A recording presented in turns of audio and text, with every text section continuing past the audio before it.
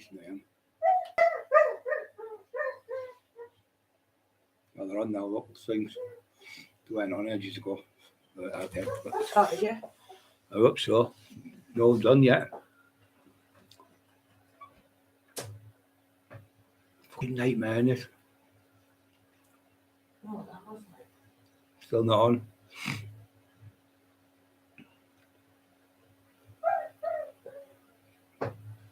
The aliens trying to contact me.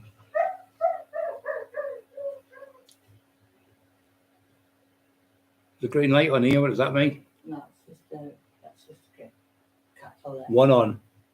Freedom.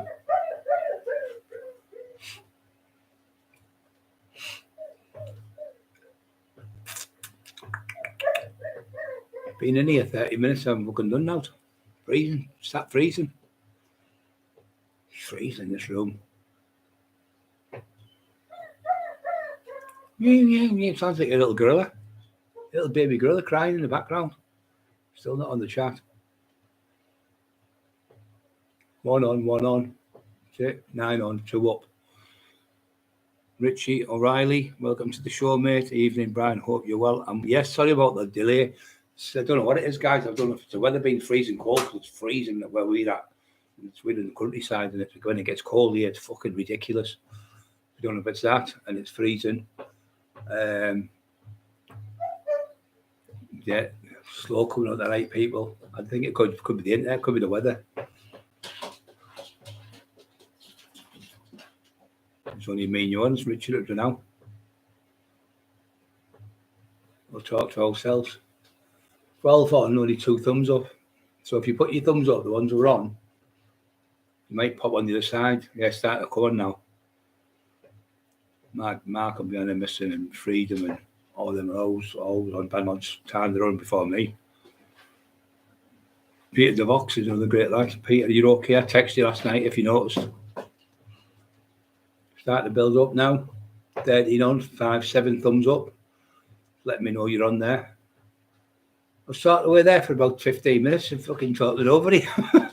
I just looked at it, it was going round and round. I was like I was going into a trance like a lunatic. I thought the aliens are trying to contact me. That's what it is. The stopping me transmission, or the cops are listening to everything we say. The nosy bastards. It'll be probably the cops. They listen to everything I fucking say. That little freak, Chucky doll. Chucky, fucking bride of Chucky.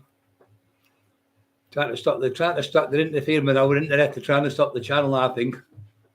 It's a few times in it this week. It's happened. About 4 times it's happened. They're definitely looking in. You nosy bastards. Get out and do some fucking work instead of bullying people, you fucking scumbags. Go and work on the beach and get cold. See how hard that is. Instead of sitting at a fucking desk pushing fucking buttons all day, you lazy bastards. Get fucking driving the lorry like Mark Emerson up and down the fucking motorways fucking all day long. Sitting in your fucking car. There's a kid over there about 15. He looks like he's going to cause trouble. Let's go and bully him because we're the police. Oh, we'll easy beat him. He's only 8 stone.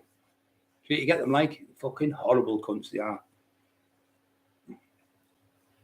Then little rats make statements against people and they jump through hoops because the little grass informers. Nothing fucking worse. The worst thing in the world is the paedophile, and after that is a snitching, grizzling little snitch. But the thing is, he lets you know he does it. I phoned the door on you. I phoned the council on you. I phoned this on you. I phoned the police on you. He lets you know. The fucking idiot. He gets a sadistic buzz of phoning the council, and phoning the police, and phoning the social services, and all them type of people on people. He's fucking not right in the head. She's fucking twisted there, she is. Fucking twisted she is. Old fucking Chucky doll. Pie shop. Get your fucking pies in you. 33 on, we're flying now, guys. We're in. I dropped them down into it. I'm going to make a Superman out of you. Don't stop me. Don't stop me. Don't stop me now. I'm having a good time. We're having a ball. Don't stop me now. They're trying to hold me Mr. Fahrenheit. Flying to the land at night. I'm going to did it like you. Don't stop me. Don't stop me. Don't stop me. You just got to cheer up and laugh and joke and let them, even though you might be down some days, you've got to be happy. Sing mad songs, make them get the wrong words. and just make your own tune. And then it sounds better because you can't get done for copyright theft. Sounds fuck all like Queen song that. Good, so I can't get done then for copyright. He even got me done for copyright theft. He contacted one of the music people, and whatever you do, I don't know what the fuck. He contacted them, and we got 2 copyright strikes for singing a song at Christmas. We sang 3 songs at Christmas, and we got 2 copyright strikes on them because they were in fact Blowtorch, Pigsy, or fucking Water Margin. Pigsy! Can you remember him? That's what she's like, Pigsy. Good folks, just Edgar Lee. Okay, son. Hello, good. Goodbye, folks. Just here, say hi, press the likes. Thank you very much, mate, for coming on. We've just got back on. It's just been off for 20 minutes or something. I'm sat here talking to my fucking self. And I thought, why is that going round? Didn't have a clue. She went, it's not on, that's why. So much I fucking know about computers. I haven't got a clue. I'm going to stop fucking working. She's going, you have to put it in the wall. You have to push the plug in the wall. It's in the wall. Yeah, it's in oh. And then I'm going, where's the wire going here? She went, it's a thingy free one. And then what do you call it? You know, wire free. I'm going, let's have a wire to work. The electric has to come out the wall. You put it in this. No, they don't. And I'm arguing with her. She was right. Wire free. I'm like, fucking hell, I've just come out of a cave. Wire free. It's wire free, this. I couldn't get over here. I was thinking, how the fuck did they get electricity into it?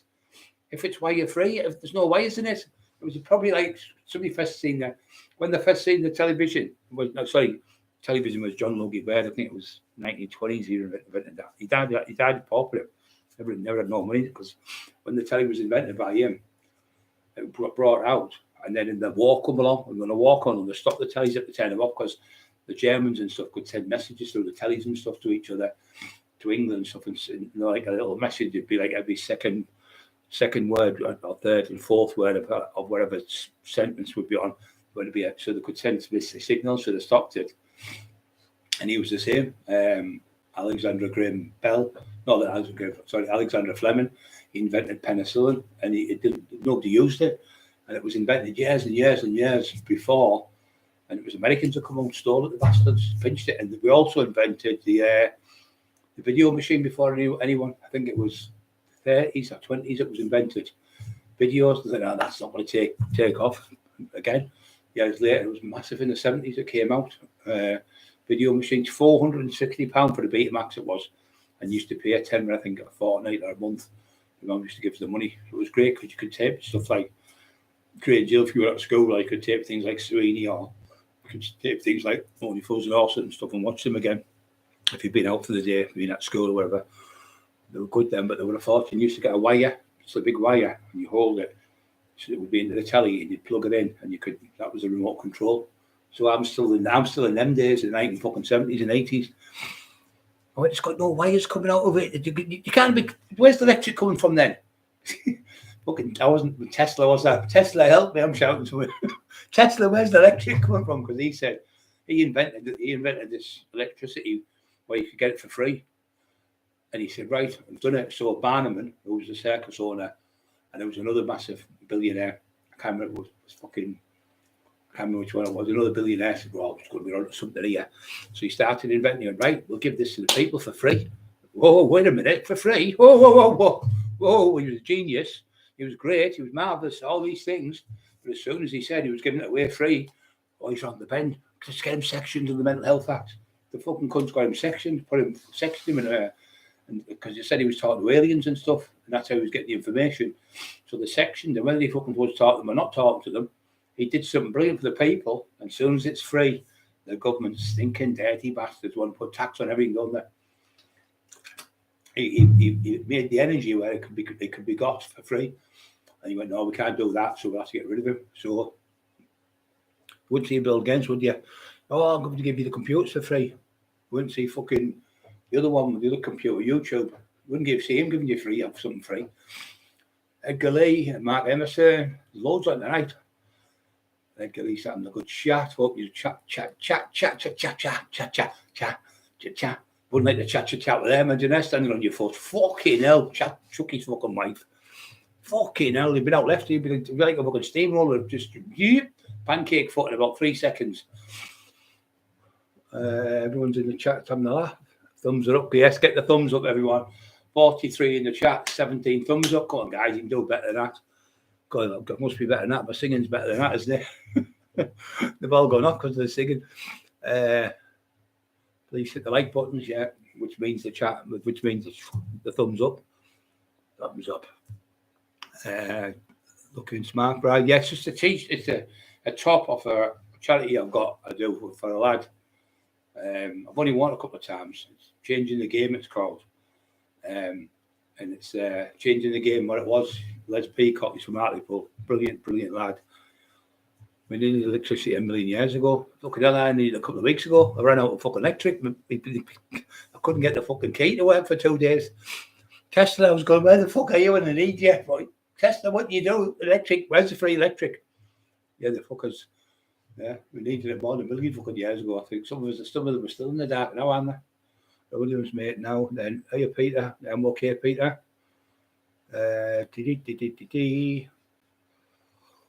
Oh, yeah, so the top. Sure, could that be? Rest of state again. Well, fucking I trained too much. I've hurt my fucking, not hurt me here, but I've strained a bit. Gone up, done a little bit too much training last night, doing legs and leg extensions and squats and fucking all sorts of shit. Fucking about an hour. Went to bed, woke up about 4 in the morning. My fucking hip was throbbing, but it's throbbing now, but it's getting like a brick, like rock hard. So it's getting better and better, even though I'm going for the pain. So I'm not bothered. I'd rather go for the pain and get back to where I was. So yeah, 46 on 19 thumbs up. Don't forget to push the like buttons. Internet rubbish, this pub tune. Next time, bye, everyone. Yeah, won't need electricity in a million years. Probably won't need it in a fucking few years, mate. Where they're going on. I think they've already got it. I think they've already reversed engineering. I think they've already got that done when the alien ships landed in Roswell all them years ago. They definitely landed. There was too much cover up for it to be a weather balloon. They said it was a weather balloon after all that fucking stuff was all. It was like little bits of that all over the place, thousands of it. And it was misconstrued over about so 5 or 6 miles. And you could see it all over. There was loads, hundreds of people could see it all. So these men in black come in, but not in black though, changed themselves, went and seen these people, moved them all out. The next day they went on, all the stuff had gone. So this piece is, when he got it, I can't remember his name now. It was like a colonel or captain or something. He went off for the weather balloon and go up. And he came in and he went, oh, I've made a mistake. So the stuff that was misconstrued all over the place, spewed all over. They were like little bits like that. So when he took out of his pocket, it was folded up like that in his pocket, and he showed it to his son because his son said, his son was about 10 years old, and all of a sudden it started floating in the air, just like that, floating. So then he tried to cut it with a knife, tried to cut it with scissors, tried to cut it with a blowtorch, tried to burn it with a blowtorch, couldn't touch it, and it just was floating, like it weighed nothing, and it was tougher than steel or metal or anything. But obviously, if they're from another world, you've got to remember these people, these aliens were from another world, from another galaxy. Could be 100 billion years, a trillion years ahead of us. We don't know. We don't know how far, but we know the world goes back 4.5 billion. We know the universe is 13.77 billion years old. So let's go to, if it's been not that long, let's go take even 50% off that. So it could be that old. So if they're that old and they've been around that long, look at us when we started off like cave paintings and things out. So the technology we've got now, so many thousands of years. So much like for them, if they're millions of years ahead of us, they could be stood looking at us now and just walk through the telly. You can't see a thing.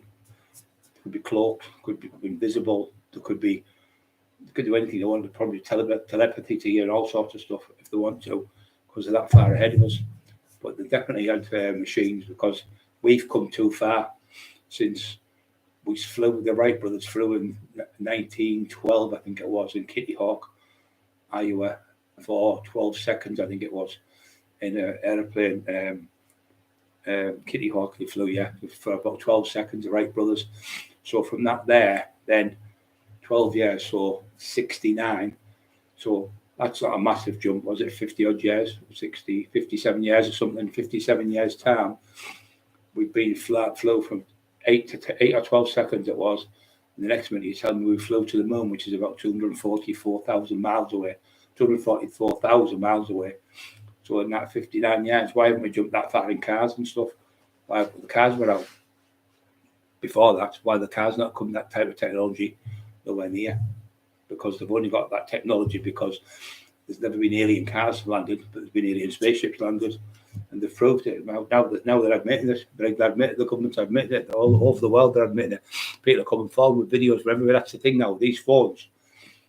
But I've seen this and I've seen how you fucking be. It's good. When you've got 50, 60 people or 100 people taking a video of a spaceship, that one in California about 20 years ago was 10,000, 20,000 people seeing it. So there's about 10,000 videos of it.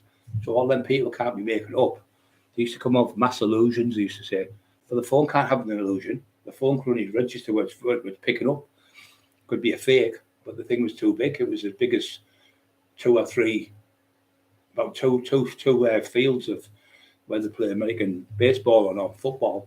It was as big as them, two fields it was like. And it just took up like that and went poof and took off like a rocket. But it was obviously a round shape. And then he came out and admitted there were aliens. He tried to cover it up the next day, walking out with an ET top on. It wasn't it was like an extraterrestrial, and they were all laughing about it. But really, underneath all, he knew he'd seen it. So later on, he come on back on about 4 or 5 years ago. He said, that day I did see a spaceship. That was an alien spaceship. And he was California. I think he was California, congressman for California. So it's true. And people wish to bury their head in the sand. That's what they can do. But where do you think they get the technology from to make these weapons and do these phones we've got so small and stuff? They've obviously got it off someone else. And there's only them being all planet that we could think of who could help them. Roswell rings a bell. Yeah, Roswell, yeah. So does Quasimodo. He rings a bell. That name rings a bell, he said. Esmeralda. Quasimodo went into the tailors. He said, can you get me a suit off the peg? He said, Quasi, if I get a suit off the peg for you, someone's getting the sack. Chris, how did you find James English? He was a brilliant lad, really good lad. When he come here, it was embarrassing. So he come. So that idiot who I worked with, he'd done books on about 7 or 8 people, sorry, about 4 documentaries. Couldn't get anyone, podcast, couldn't get anyone to go on. So he phoned up and I was here, and he said, it was his house he phoned up. He went, what do you think about the taxman? He went, who, Brian Cockerill? You can't get him, can you? Fuck's sake, I'll come straight down. This was the Saturday, so he came down on the Monday. I tell the big man I'll be straight there, neighbour, they're fucking hell, man. I can't believe you've got the tax man. So he talked from the same place as me. So anyway, he came. So he came with the lad, and he brought the stuff in. We sat here. I was this side, and he was that side. And he had my tracksuit with the one with the blue and yellow it was. Like the retro one I had last night, but it was the blue and yellow one. So he came in anyway, he said, who the fuck's he?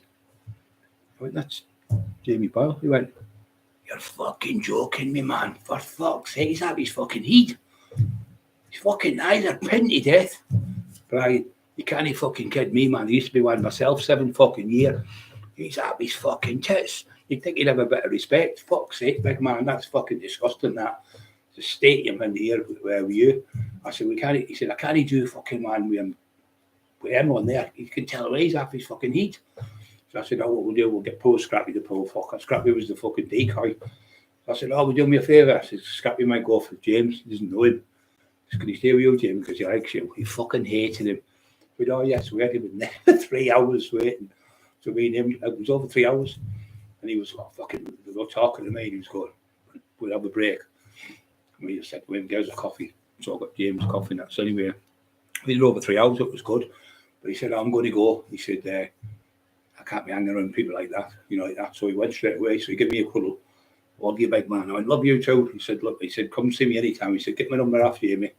See you later, Jamie. Shouted, and we walked out the door. And he knows I'm telling the truth because he never even spoke, never even shook his hand around. So he went. When I asked him for James's number, he wouldn't give me it. Oh, I've lost it. I've done this. I thought, you fucking scumbag. But I was the very first person who, when he keeps saying, the platform I could have given, all the platform where I did give you, didn't fight and you ruined it. You did the snooker all off your fucking head, made a fool of everyone in the snooker all. You did it on James English in front of the wild man. The wild man, he's off his tits. He's off his tits, full of white stuff. You did it with Sean Atwood when I went on that with Sean. You were up it again, and you wouldn't shut talking shit again. You did it with Gary Fairview. You did it with Paul Bennett. You made people look like fucking idiots. So that's why has he got no one and no shows enough now? Because he can't get on any shows. No one will have him on. Elsewhere, yeah, it's a daft cunt, mate. He's just a divvy, just a little idiot. That's what he is, a little troll. I wish the aliens would beam him up. He'll probably tell you he's got one on the show next week. Fucking him and Shirley are fucking aliens because they're definitely up from this planet. Weirdos, it's two weirdos. Fatty and fatter, fat and fatter. Miami alien recently, yeah. There's been a one where there's a lad come out. He's the captain, I think, and he's in the Navy. So the Navy, you would never think the Navy would have more airplanes and things than the Air Force. So the Navy's got more because they're on the boats, on the ships.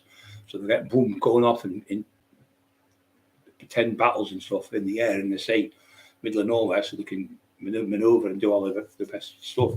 So this other one that was going about 1,000 miles an hour behind it, trying to chase it, and it just went boom, vertigo like that went boom, from from here to there in 1 second. It went 5,000 miles an hour. They registered how speed it went with the ratio from where it went.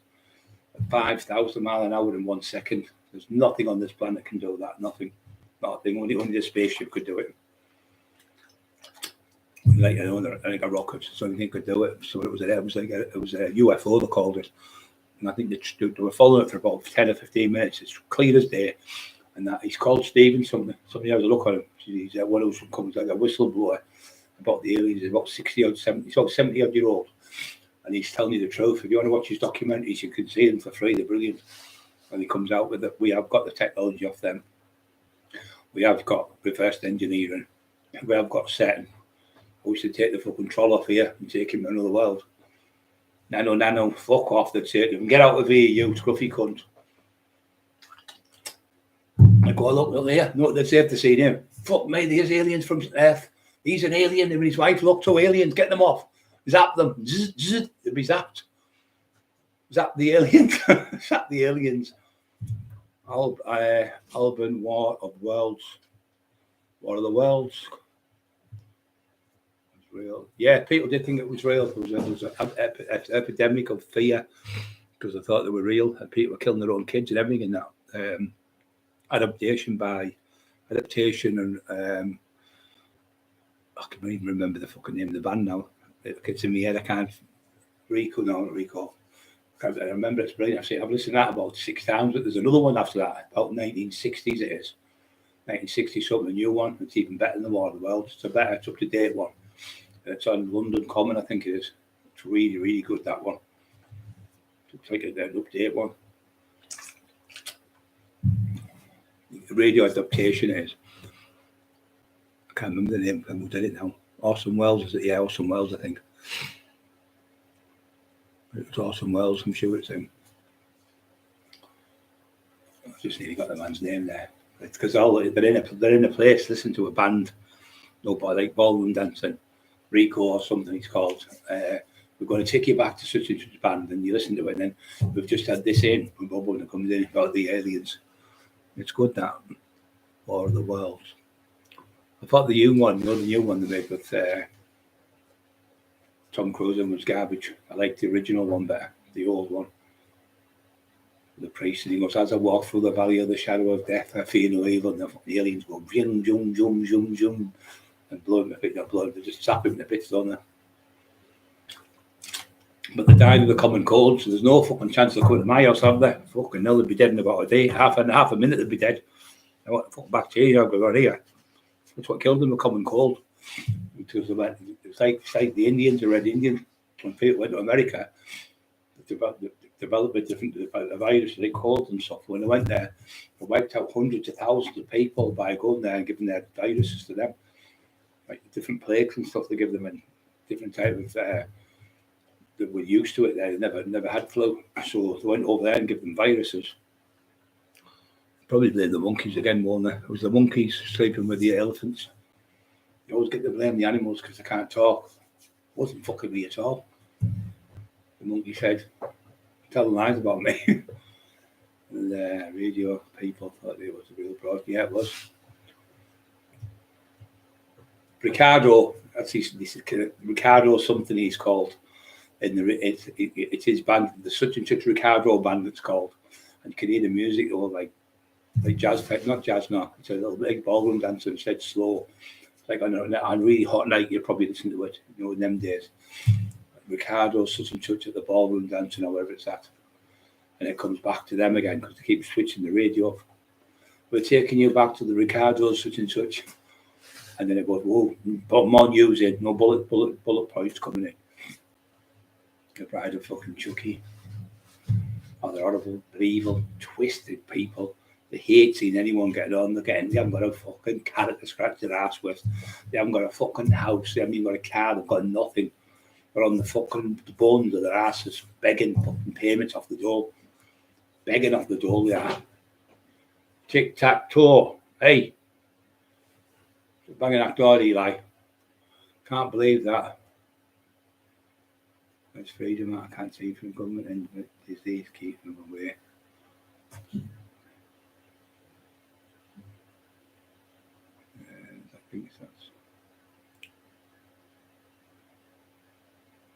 I think what the reason really what they've done it for is they thought, well, we phone the police. Well, we don't fucking phone the police. If you phone the police, they don't fucking take it up Middlesbrough.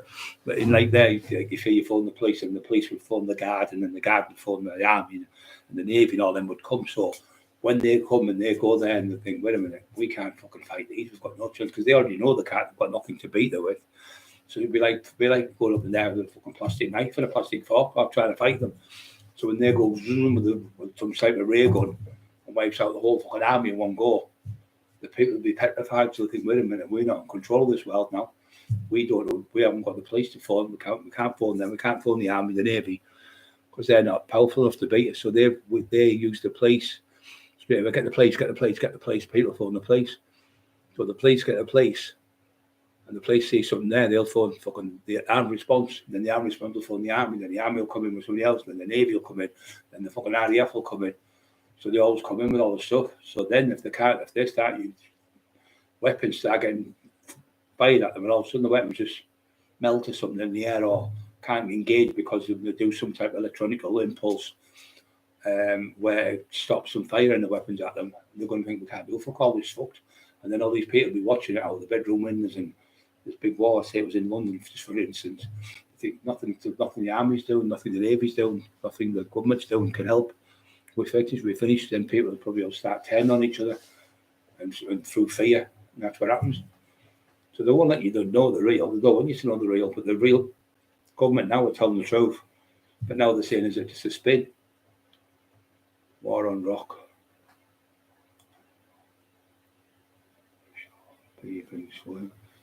Swindon joined NATO. There was one in, I think it was Essex, where he found it, and it was like it's about 4 foot, 5, 6 foot long, and about that wide, and it was just thin, and it was floating, and it was in an army base where they had nuclear bombs in Essex somewhere, I think it was.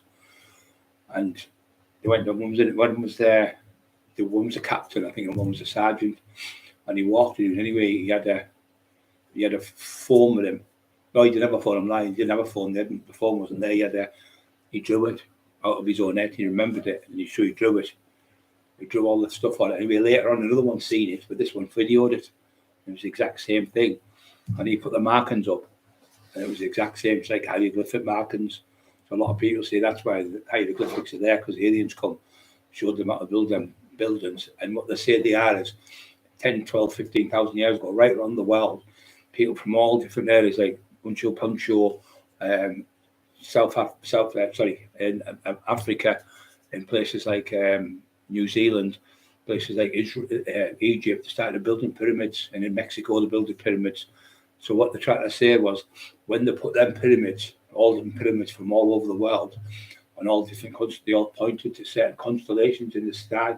So to them it was like for the aliens to look down and think, there's that one, boom, boom. So they were using it as a map. That's what they're saying. To all them constellations in the sky, these pyramids point to different ones later on. So when the 2000 or whatever it was on the Mayan one, it came down and the clock was out. It was only out by about two minutes or something in 20,000 years. 2,000 years. 2,000 years, I think it was. Yeah, 2,000 years. They put a clock on by the constellations, and when it came to 2000, it was only out by 2 minutes. That's unbelievable, isn't it? By the stars, they could tell the time, and that's why the aliens had them there. They say because when they came, when they could fly, obviously you need to see where you're at, and obviously you can't see. So they have certain places, strategic points. So they might have something on the top of that satellite, like a satellite, for all you know, on top of it. You don't know, do you? So, and that's what they're saying. Soul Alpine 900, Freedom, it's all well. Monkey Pirate. Marcus Believer, there has to be something. There's got to be something out there. Got to be. Where the fuck have we come from then? Where did we come from? We can't just come from nowhere. But we haven't got the intelligence or know-how to answer that question. None of us have got that intelligence. They're so far ahead of us. You know, it's just like us looking at frog spawn in the pond or something. You think frog spawn, you that's what we probably like to them. Or worms or maggots or fucking insects or ants. Look at the ants, they're amazing them, but then you move on because they're just ants, and that's what I think we are. We're just like ants to them. We're nothing. But I think because now we're using nuclear bombs and stuff, I think they've got the heads up, they've got the back up now, and they've got the thinking, whoa, wait a minute. These fucking ants are starting to use weapons that can destroy the universe. We could destroy our galaxy as well. So we're going to have to go and fucking stop these children. I call us children for all we know. Stop these kids what we've made and get them put in their place. Because if we don't, the whole place is going to be finished for no one to live on. And that will be the war of the world because they'll come in and just take over. And what can you do with something that's millions and millions of years older than you? There's got to be something out there. All these things that build themselves. There's a place in Mexico, and it's built. It's like a jigsaw. It's got all these carvings, they all fit together, and these stones and everything. They've gone over and said the only thing in the world, and it was built about 15,000 years ago. It's in Mexico. And he said the only thing that could have done this was the only thing in the world we can do this now was lasers. And this was about 10 years ago I watched it. So they're saying the only thing, so there must have been something from the world to do it if it was 15,000 years old. So they've come from another world, made it. Maybe it's been left there for somebody else's, like I say, a map. You don't know what to say, now we've been here and left the mark. And like you get these gangs where they put the mark on the wall, like to say they've been here, like, you know, I think them films like in New York in the old days used to put. We've been married for today. Yeah. What? Is it? March it was. Yeah, that's 13th. 7. I thought it was the 13th. 13th, I'm sure. No, 7. Oh, we all got the COVID because that's when the COVID come out. 4 years I've been married today. She's saying. Happy marriage. What? Happy anniversary. You can make me something to eat for it there. From Putin, we need to keep this rock. We need to keep everyone safe from Putin. I think he's fucking going to go soon. I think he's on his way out. I really think he's fucking gone. It'll be a matter of time before you'll hear about him dying. Or some massive fucking thing will happen because he's. Yeah, just that's what he is, mate. Just a little fucking freaky little rat. It's a little rat with his ugly big fat chucky wife. Fucking piggy eyes. Never stops eating. Fucking she's like that. She could beat Sebastian Coe in a fucking marathon to a pie.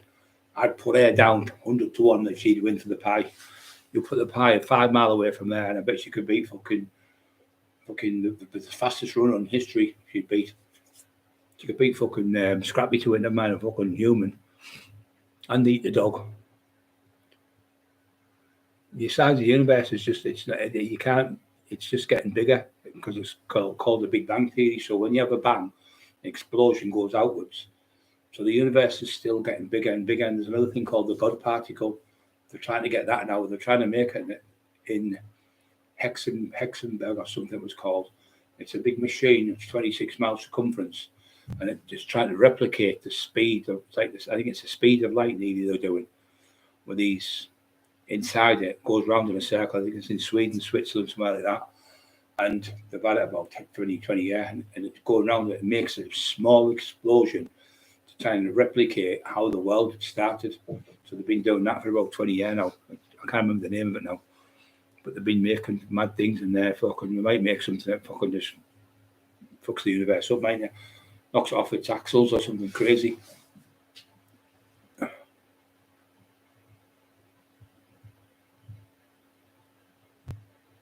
Yeah, you can have a teaspoonful of a planet, of just one planet, just a teaspoonful of the liquid or the say it was made of sand, and that sand is more heavier and more dense than the whole of the universe, the whole of the world. So it can be that big, and you've seen the size of the world, and it's hundreds and hundreds of tons, 300 tons or something on one tiny teaspoon. I was watching it last night on QI, and they were on about last night about a teaspoonful. I thought I couldn't believe this. You just mentioned it the other night, and it was on last night. Sorry, and it was on another program I was watching. So 2 programs last night. I like watching QI. It's really good. That it's like these 2 moons. We have 2 moons. People don't know that, but we've got 2 moons. It's actually. So we should banish him to and look the fucking moon where nobody goes. Imagine being the most hated fucker on the internet. Fucking hated. Could be from worlds that no longer is. There could be people here. What about this one for the theory? There could be people here like us and not even know we're fucking aliens. We could have been created all them years ago, certain ones of us, and inside there's an alien ready to just go plumb like 100,000 years down the line, go poof inside you and you just change. All sorts of bad things that I think of like that. See, Shannon, you all right, son?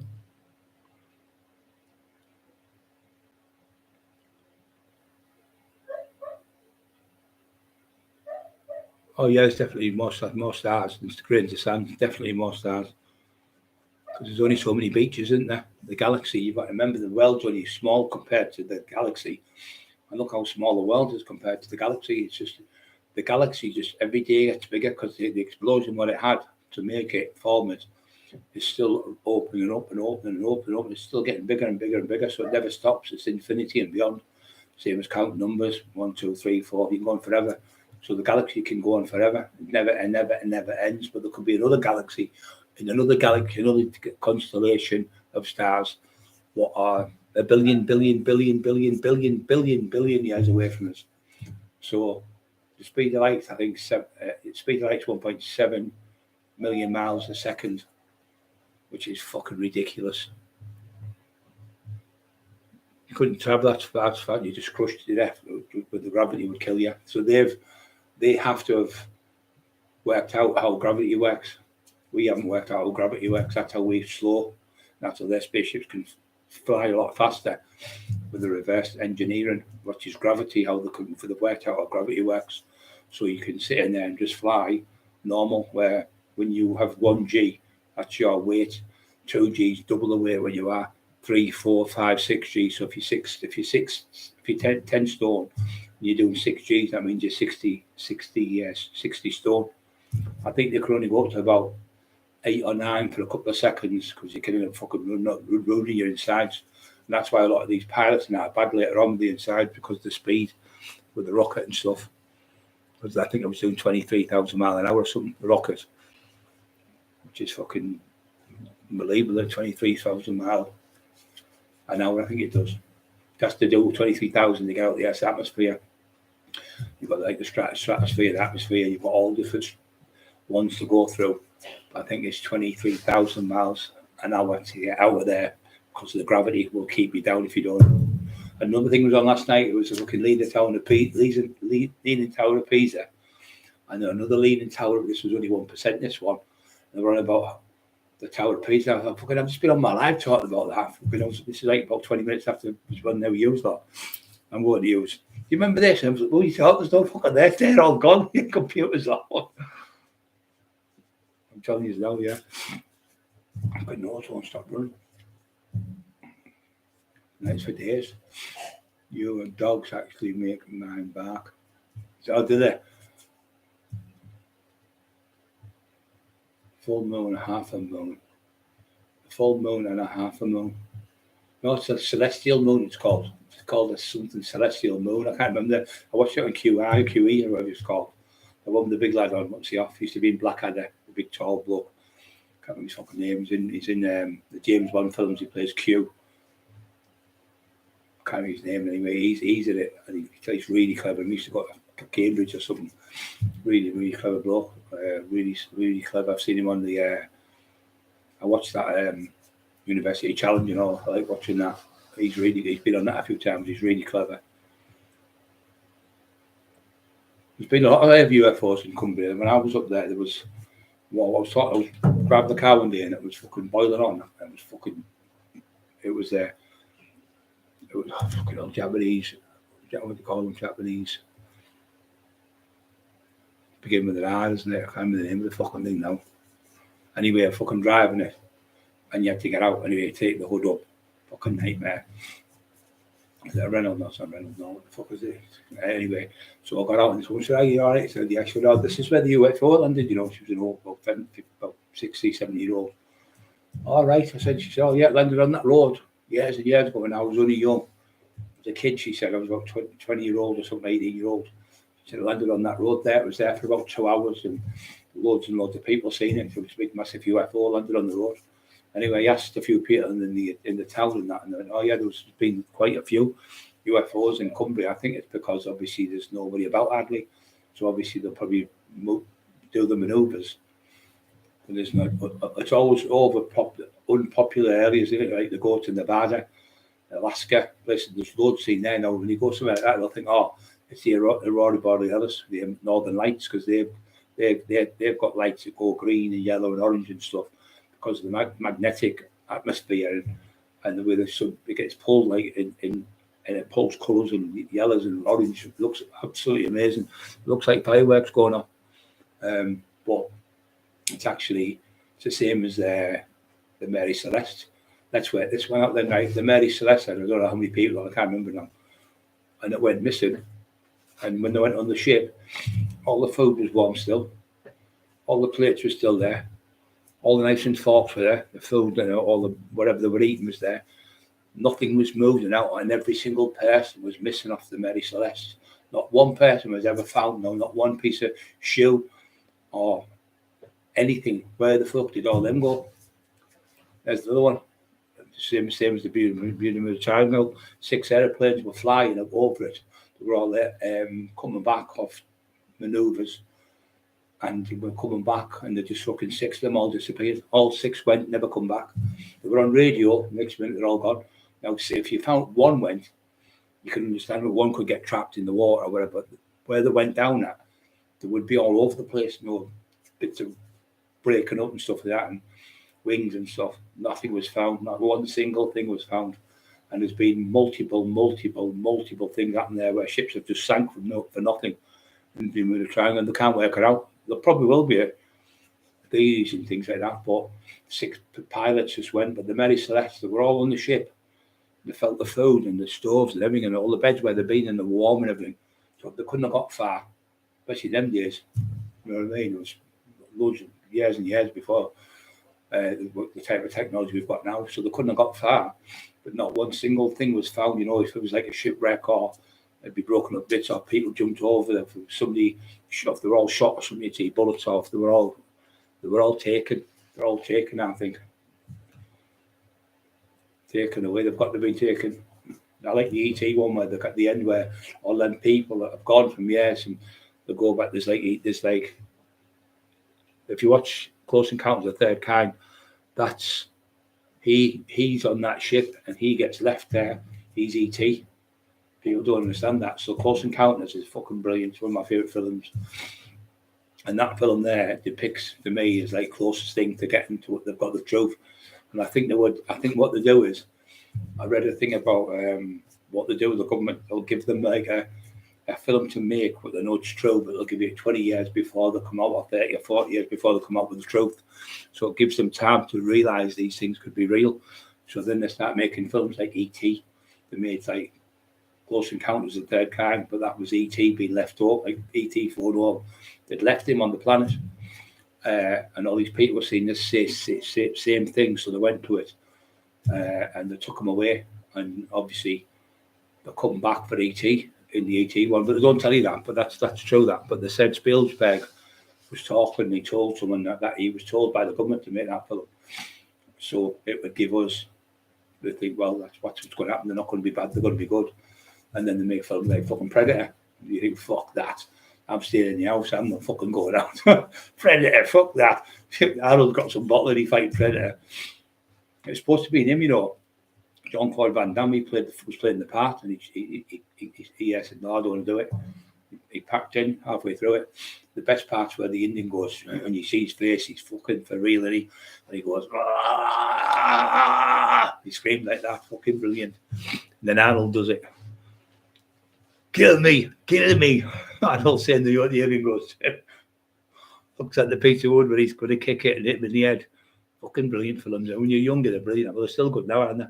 All them old films from the 80s, I think they're the 70s and 80s films were the greatest films ever. Your Indiana Jones, your things like that, and Temple of Doom, all them, they were all films, but they're all believable. Absolutely marvellous. But now it's all fucking shite.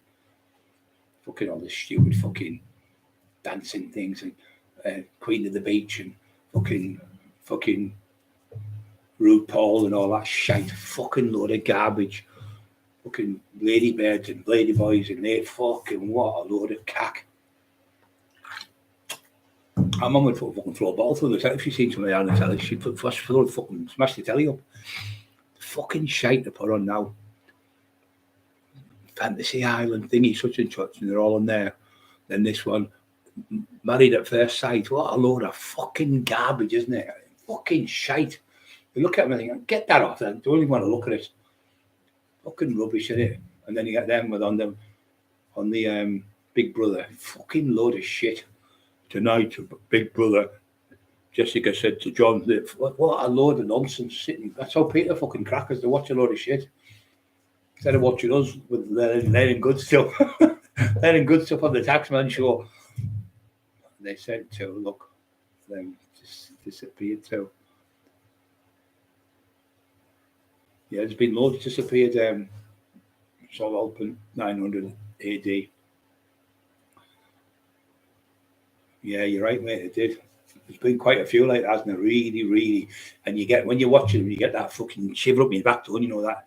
There's some fucker behind you, like if somebody walked over your grave, and you think, fucking hell, get the you like that, and you move, run, you daft cunt, you're going to get killed. And you get the daft cunt going, the woman running around there, I wonder where, are you up there, Mark? Are you up there? She's shouting like a daft cunt. The murderers with a big knife out going to butcher her, and you're going, run. He's behind the door, you stupid cow, run. And the next minute, the bogey man was the best when you were a kid. She grabs her leg and she's hitting him with the nail. Fucking the coat hanger. She's trying to kill the bogey man with the coat hanger. He's been shot by fucking 9mm guns. He's been machine gunned. He's been blown up. He's been set alight. He's been arrows through him. He's had spears through him. And she's trying to kill him with a little tiny coat hanger through the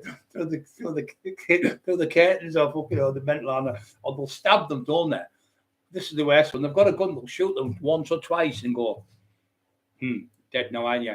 And then all of a sudden they'll do that, and the leg will get grabbed every time. Then it's going boom. I think she does it. Jamie Lee Curtis in one where she shoots him right the fucking top of the head, blows his head clean off. Yeah, going to do a kill shot right at the top forehead. He had 2 in the head. But they always get caught doing the leg. I go screaming like that's fucking brilliant. Or then once the poor kids like a joker. I've seen a monster up there. He goes, stop, Simon, stop messing about. Get to bed now. Go on, get to bed. The poor kid has to go to bed, and the fucking monster's in the cupboard. Okay, now. Robert Stack. Told yeah, that's good. There was another. There's been a few of them. There was him who used to be in The Man from U.N.C.L.E., not the blonde lad who died. Daddy Kodiak, he was called in it. I can't remember his real name now. He was in fucking The Man from U.N.C.L.E., but the one for The Man from U.N.C.L.E., he's still alive. Robert something. He was in the Magnificent Seven. Roberts. I can't remember his fucking second name now. He was in it. He did a mystery series one. And tell you, I still one. Him off Star Trek. What do you call him? the main one. I remember his name now. What's he called? Bones was the other one. Then there was Spock, and then there was Captain Kirk. Captain Kirk. He's done them. He really strongly believes in aliens. 1,000,000% he believes them. He said he knows. He said they've definitely been here, with us. Lots of people say they're amongst us, but when you look at them two, Chucky and the doll, you fucking know they're telling the truth. Fucking Chucky 1, Chucky 2, and just he's not safe to go back in the water. Paul Sykes. Okay, hell. Yeah, there's been loads where people have. I seen that. This was a Miss Thingy Tales. It's called. This fucking cat. They lived in London, and they moved to Wales. About 15. No, I don't know how far Wales is. From London. So anyway, the cat was missing for 9 years. The cat only turned up at the house in Wales, 100 miles away or something like that. Found the house and went to the house where it was. How the fuck was that? That's unbelievable, isn't it? That's freaky. That sounds like an alien doing that. Yeah, I found the house. There's been loads of them where the dog's been lost, and the dog's found its way home like hundreds of miles, like in America and places. The Incredible Hulk was good. Dun, dun, dun, dun. Fucking used to love it. I used to be on a Friday night, I think. Sit and watch it. Oh, it was fucking marvellous. Off my ass. Yeah, I tried to kill him with a fucking coat hanger. So you try it. She's got a coat hanger about that big. He's been shot with 9mm bullets. He's been shot by fucking shotguns, blown up with hand grenades. She's sticking his coat hanger through the fucking the wardrobe to kill him. I think you can't kill the bogey man with a coat hanger. Fucking hell. He's been electrocuted. He's been set alight. He's been run over about 40 times, and she's fucking trying to kill him with the coat hanger. Fucking balmy they are. Has anyone seen them guys who in the homes been empty for, as all the stuff hasn't moved, crazy left behind? Yeah, I've seen a couple of them, cat man. It's weird, isn't it? Some of the things that happen with people, and they'll come forward and tell you a story, and you think he's loopy. Next minute, and you go, oh, he's telling the truth, and you get that shiver down your back. I've seen the cat thing, yeah.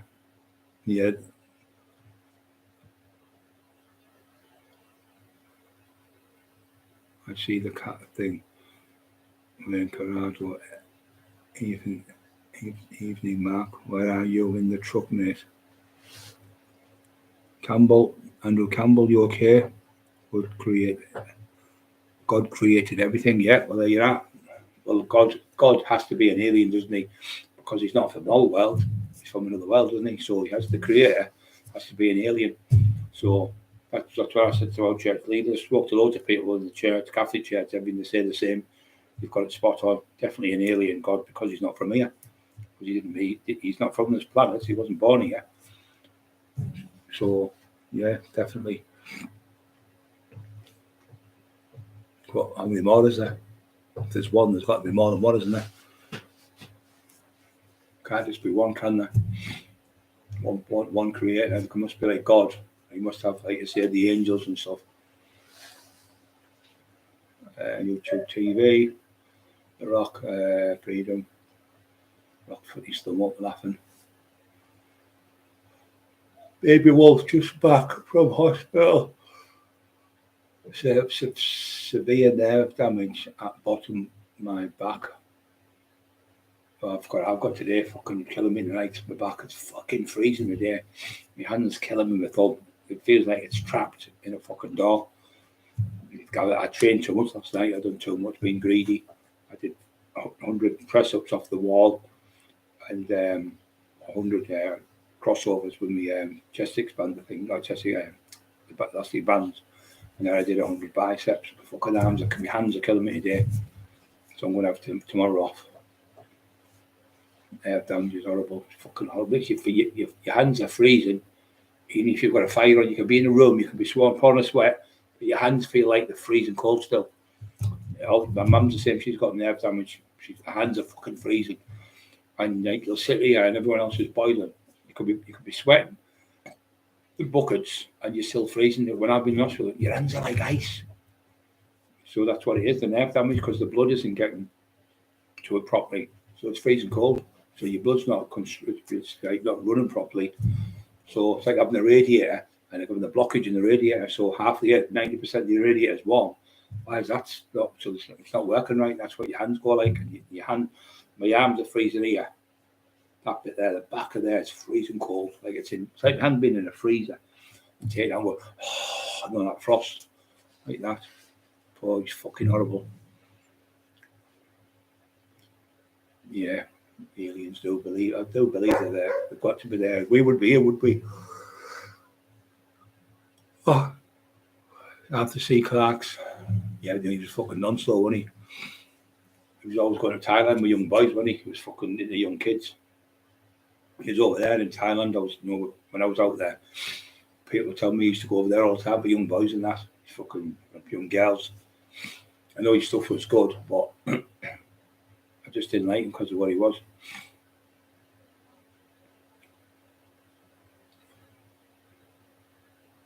Yeah, we're okay. My back. Yeah, mine's on the right hand side of my back, near the hip. Right between my hip. Yeah. And then near the bottom, not in the bottom of your bum, just near my hip. So it's right at the very bottom on the right. That's where your L4 and L5 and your vertebrae are there. So that's the ones they did, the second operation. Well, it's the first one that made my neck bad. My neck's not bad now. My neck's really come back to normal. It's good. It's just that right hand's freezing. This left hand's about 50-60%. I'd say 50%. But that one's fucked. About 10-15-20% if that. So I've got to shave that hand now instead of that one. I've got to learn to shave with my other hand. But I use the Recce as much now. I can use that one a little bit. But I used to keep cutting my face all the time when I was doing it with a normal one. So I'll use that. But Emerson Edmonds does it for me if I need underneath. Reading and hope that you're all well, Ricardo.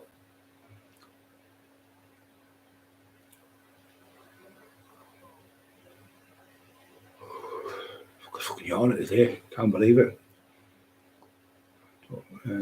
He's parked up. Wayne parked up in Leeds tonight, mate, in Birmingham tomorrow. Fucking hell. I've been everywhere, man. I've been everywhere. He's fucking Johnny Cash, isn't he? Fucking hell, he's all over the place.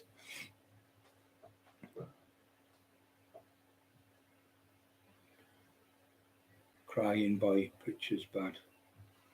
Oh, my picture's bad. Crying boy, picture's bad. Peter, that's right. Chucky named Barrel. He's a fucking idiot, and that's what he said. Who the fuck's he? I said, that's Jamie Barrel. He went, fuck them, that news a fucking smackhead. Jesus Christ, man. You think he'd have got cleaned up and been smart to see us on the podcast. He was immaculate James. His clothes were spotless and nice tracksuits and that same as mine. Anyway, so I like your tracksuit, Brad.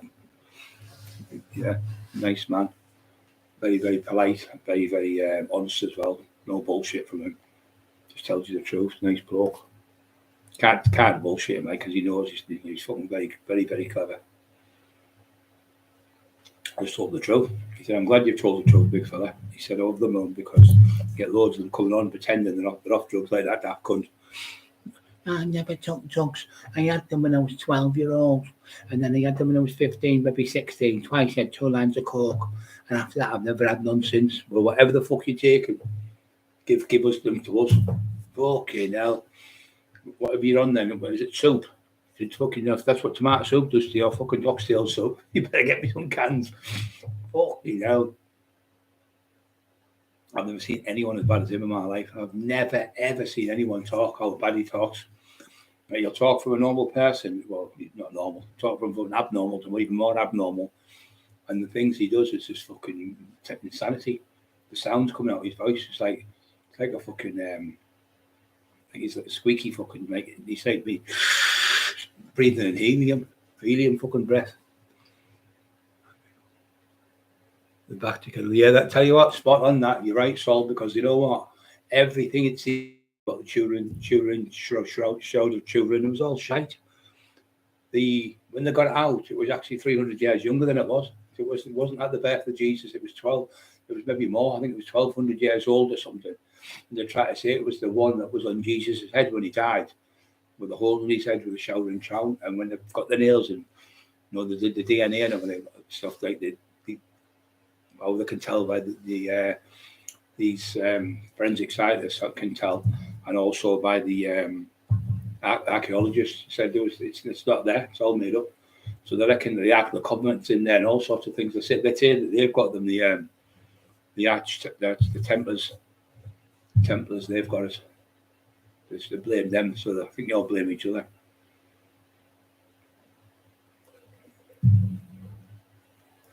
I'm drinking that because it tries to give you a boost, and like an energy boost, but it's fucking horrible. It's fucking horrible. Blue raspberry. Where'd you get a blue raspberry from?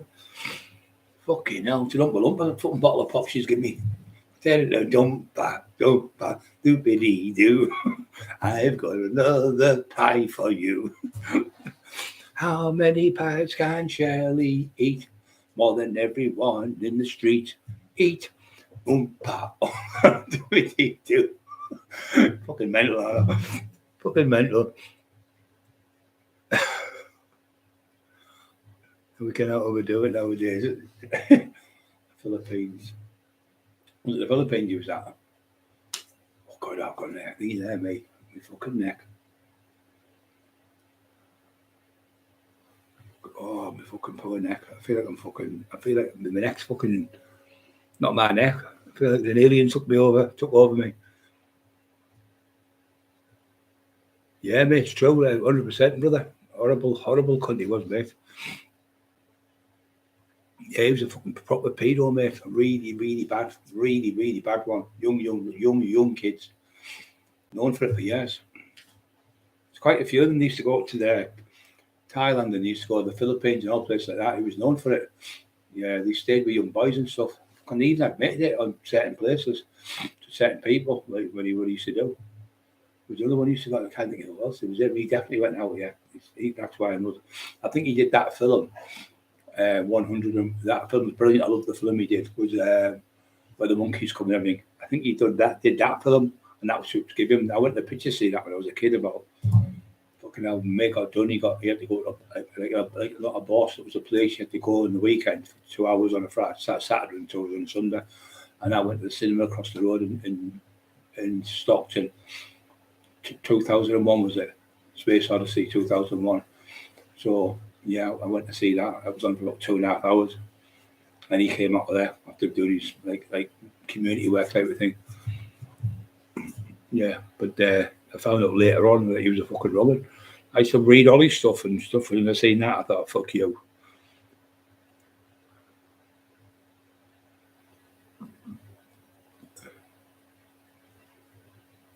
So of freedom, liberty, of Alexander. The Liberty Bell's another fucking mad fucking thing, isn't it? The Liberty Bell, that they got that bell, didn't they? Off the ship, the Liberty. If you can hold secrets, yeah, it's got loads of secrets, Area 51. But what I think they've done is, I think they've moved a lot of it now. I think they've moved loads of stuff away from there because that many people going out there, that many people are getting clever tools and stuff now they can see. Take videos and stuff, so I think they've changed a lot of the sites. They had one where it was a film that was called Hangar 18. Now I think that was the same aircraft what they're on about when it's landed in Roswell. See, they came out with the UFOs thing. It was a farmer, I think it was the 1930s, 36 I think it was, and he was in his farm and he looked up and he said, I've just seen a flying saucer. And that was the first time that word was ever used. I think it was 36, I think. So what happened, they bought a blue book called the Blue Book. So the Blue Book, there was, I can't remember which president in America it was. There was the president of America, it was Churchill signed it. There was 4 or 5 different presidents, different areas, all got on board. They believed in it. So they started having, with, what do you call him, fucking, when he was gay as well. He was going on about gay people all the time. The FBI leader, fucking, what do you call him? Hoover, J. Edgar Hoover, and all the time he was fucking gay, having sex with young boys and everything. The court and bank the rights. What he did here, he recorded every country. It was like him tinfoil. I bet that's his dad or his great granddad. He recorded every fucker on all. He was obsessed with recording the president and everything. He recorded every fucker. He had all sorts of that many people. But they followed him and found out that he was gay. He was meeting people, paying them for sex. But they got him in the end.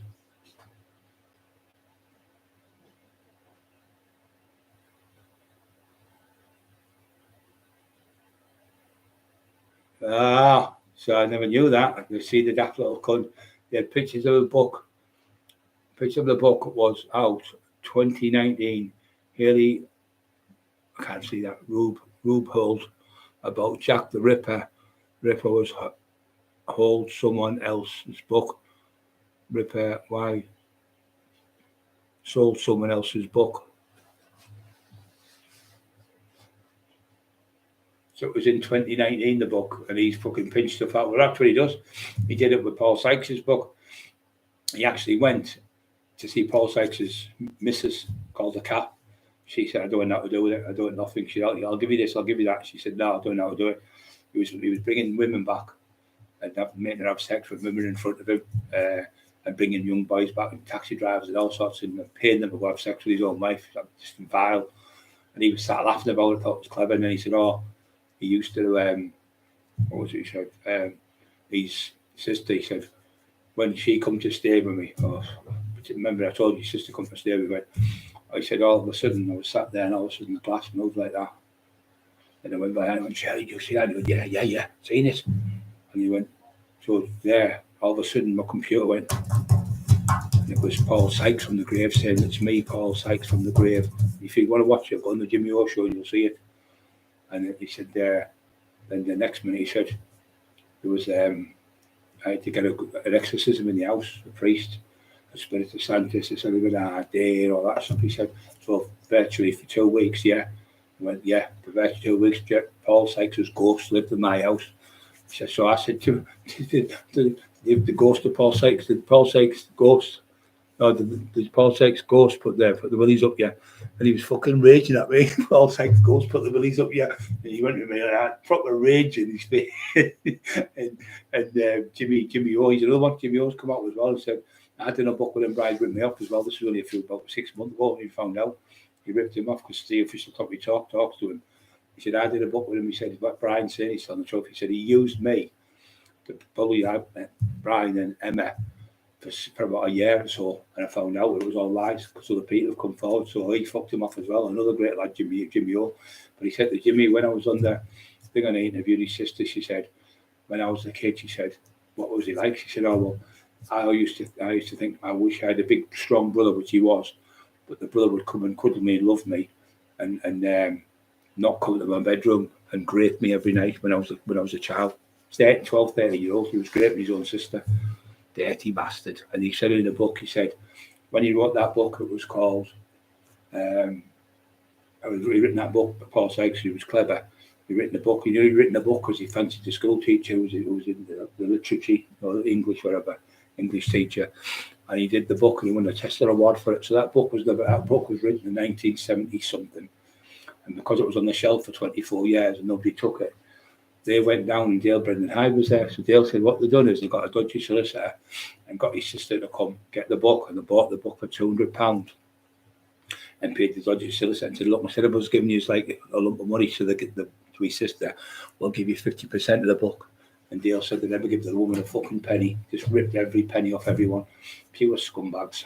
They've done this to everyone, poor Marty Taylor, Terry Dicko, Dale, me, Terry, what do you call it, David, Joseph Turner. Everyone's been ripped up by him, and that's why he's had to fuck off and go bankrupt and everything. They had to fuck off out the area. Why don't you live in your own area then? Why have you had to fuck off and hiding from the place? Why are you hiding the place? And he's had 10 moves in 12 years. The people in his own area. And like you said, none of his family let him in the house, not a single soul. But yeah, that's what he said. The daft cunt was Paul Sykes' ghost lived in my house. And he said it types on the computer. It was typing on the computer. Oh, that's what he said. And all of a sudden I went ding, ding, ding, ding, ding, ding, ding, ding. Round one as if it was the bell. a boxing bell, and he said, and I haven't even got a bell in the house. He said, this is all live on Jimmy O, but he's off his head on there, you can see, on Jimmy O, because he keeps saying, Jimmy, can I go to the toilet? Break. He'd come back in with all powder on his nose, he went, and the cameraman, he's off his head in. Everywhere we went, he showed us up, every time, embarrassing. He came out in the car, he said, Dick, I've been fucking dominated for 2 days. I've had 2 bottles there. I said, I can smell it, it's Southern Comfort. And me and Maniac went with him when we got there. He was stopping in every garage, coming back out with more shit around his nose. Paranoid to fucking death he was. So we went down there with him, and I went, that's it. When he started talking about Paul Sykes, about knowing about the 13, 14-year-old girl, and he was having sex with him, I said, well, that's rape. He went, well, isn't it? Because they give consent. I said, it isn't. It's statutory rape. You go to jail for it. And he thought it was funny. He said, no, he went on the park, beating young kids up and asking young boys to suck his thing and give him a blowjob and all this. I thought, this is it. My brother got murdered. Well, he never got murdered. He killed himself because of fucking paedophile rape when he was young. So it affects you when you get old. And he was sitting laughing at it. And me and Emma phoned him and said, that's it, finish with you now. Emma got on the phone and said, Brian's finished with you, I'm finished with you, don't bother us no more. We don't know what to do with you, do what you fucking want. We finished with you. Yeah, but we're still doing this book. We're still telling Emma what to do. And Emma went, here, don't tell me what to fucking do, Shelley. I'm telling you now. She went, I'm not scared of you. I'll come and meet you anyway. And Emma went, well, come on then. I'll meet you anywhere you want you. Oh, you're bullying me, you're bullying me. She started screaming like a little girl. Proper fucking fanny she was. Put the phone down, then phone back up and said, I'm sorry. You're not coming looking for me. And she went, no. She said, I just, you're not bullying me. She said, you're just a bully. She said, pure bully. You bully your own son, you bully your husband, you're a pure bully. After that, she said, fuck all about me. She wouldn't even dare go on the phone to her. And we told her straight. Proper red colass. Told her straight. Nothing nasty, just straight facts, proof. And when we went to court, when the court case, it destroyed them. That's why nobody's doing the books with him. He's never written about, he's only written about 2 books since then. Nobody wants to do. No one's buying these books. You go in the shops, there's nothing on the shelves. It's all just fucking shite. It's finished. I think when Marty died, it was the worst thing for him. And then Dale died. I think that just ruined him. Bullying people like that who were dying of cancer and things. I think it just ruined him after that. And other people at Wakefield know, like Dale, because he was a great lad. Great fighter, great man, great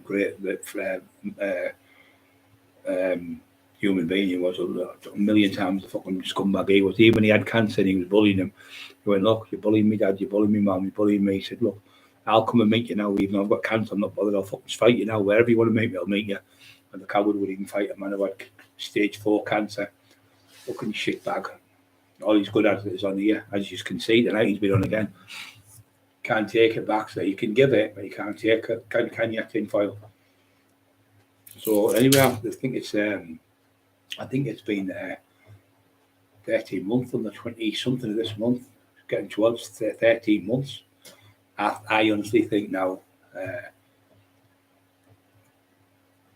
Chrissy Hansen injecting baby powder. You fucking idiot me. There were drones there. But back in the 70s, Bob Laser and Element 115 was the Lion Saucer. Lion Saucer's strange place that probably was happy someone else done the Ripper.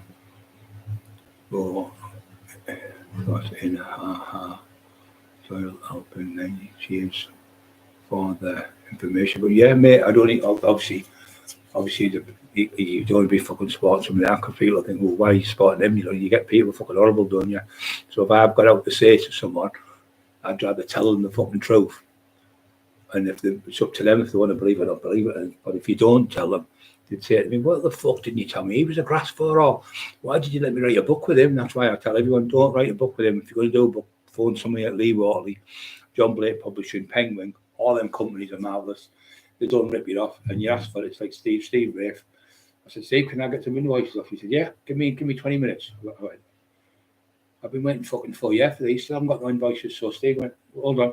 I went, have you got it? I went, already put them on. All the sales, the person's names, everyone's name, times, dates, what price, what stamps were and everything. All done. Within about 15 minutes, the whole lot, because he just got his computer, get it. I couldn't believe it. I went, it can't be all of them. I said, it's all on there, and Steve. Yeah. What he said, that's spot on. That's proper. That's what they call a proper invoice. Got the proper names of the people on: Tommy Smith, Johnny Edmonds, Lisa Jones, all that, all names, all the dates, all the times, everything, and the money what was paid, and the money was owed for tax. Everything was paid, the tax and everything on the books. Well, his books were fiddled. All of these books were sold before. Then that's why the Dole had him in for fraud for £15,000. The fraud he was pulled in for by the Dole. And I went like a silly cunt, think he was telling me the truth, and represented him as a Mackenzie friend and got him off for it. And he come out and went, yes, I've just made 12 grand. So because the other 3 grand was off the Lee Duffy book. So he got that 3 grand off the Lee Duffy book, and he put that 3 grand on his house to buy his house, and he's calling Lee Duffy's daughters and his son and his fucking his granddaughter and Carol Edwards to the mother of his children after he bought the fucking house. Wouldn't you think he'd be over the moon thing? I bought a house off the Lee Duffy book, thank you. Go and sit in the grave and say thank you.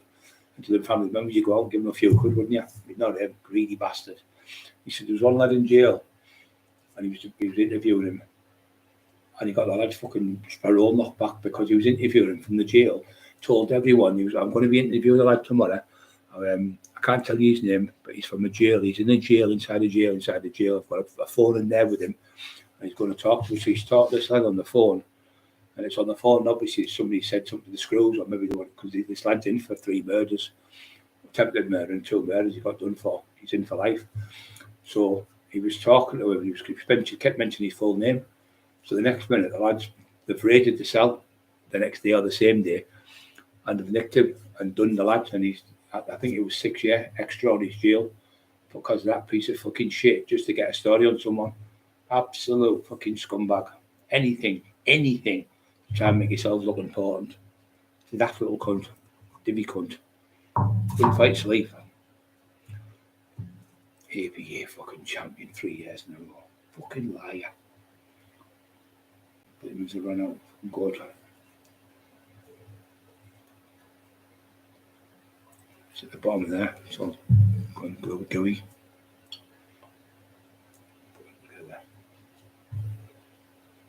I've got that glue at the bottom of the fucking thing. Because of the broil. Because of the weather's fucking freezing, isn't it? Yeah, so he did poor Dale's. Dale won me, said he watched him, he's not paying anyone, he's ripped everyone off, and in the end he was right, Dale. I thought he's always threatened Dale with me, so I'm getting Brian Cockerill, so Dale phoned me. He said, look mate, I know you're out, you've attacked me. He said, I can't fight you. He said, you and Terry coming down. I went, who are you? And you told me the story. I said, I won't be coming anywhere near. I said, fucking hell. I said, believe me. He was upset, He said, I was really worried. I said, listen, I'm not like that. He said, I knew you weren't like that, that's why I phoned you. He said, I knew you were a good man, I could tell. I've known you for years through the books and stuff. And he said, I don't think Brian would do that. His dad was in his 70s. And when he phoned me, he said it was great, the relief. I said, Terry came on the phone. Terry said, Dale, I'm sorry. Because Dale said something to him. Terry said something, and he said, I apologise to you. I found out you're telling the truth. He's a piece of shit, mate. He said, he's been doing it to everyone, to Brian. Everyone rips everyone off, mate. He said, he's horrible. He said, he knows nothing about Paul Sykes. He's never been in no APAs, because he said, I used to have my own boxing club, but I had the bare knuckle, the old school bed, like Brian does, bare knuckle fighting, where you fight to the death, no rules or nothing. He said, I used to have that type of fighting. He said, so I knew.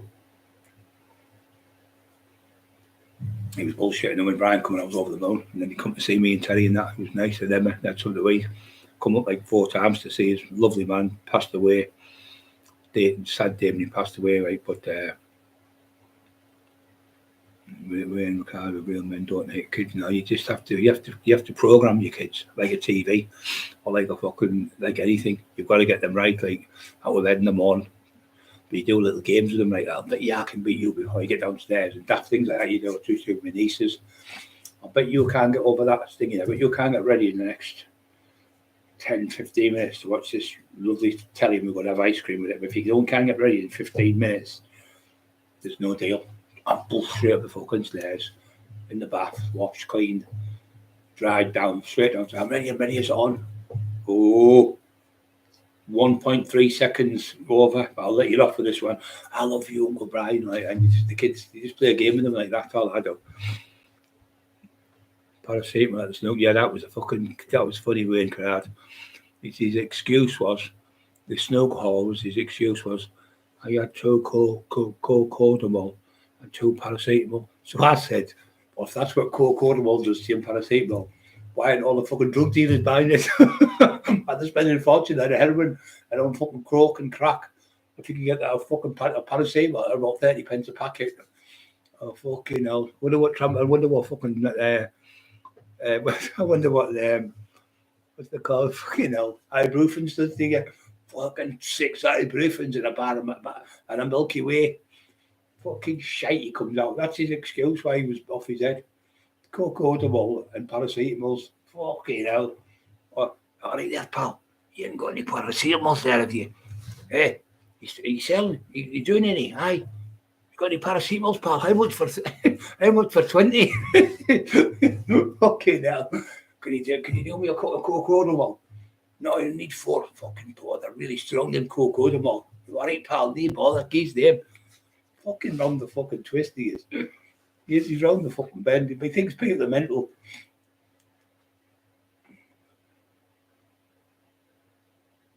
Yeah, it's fucking terrible, mate. He's just ripped every fucker off. He's ripped Big Billy off.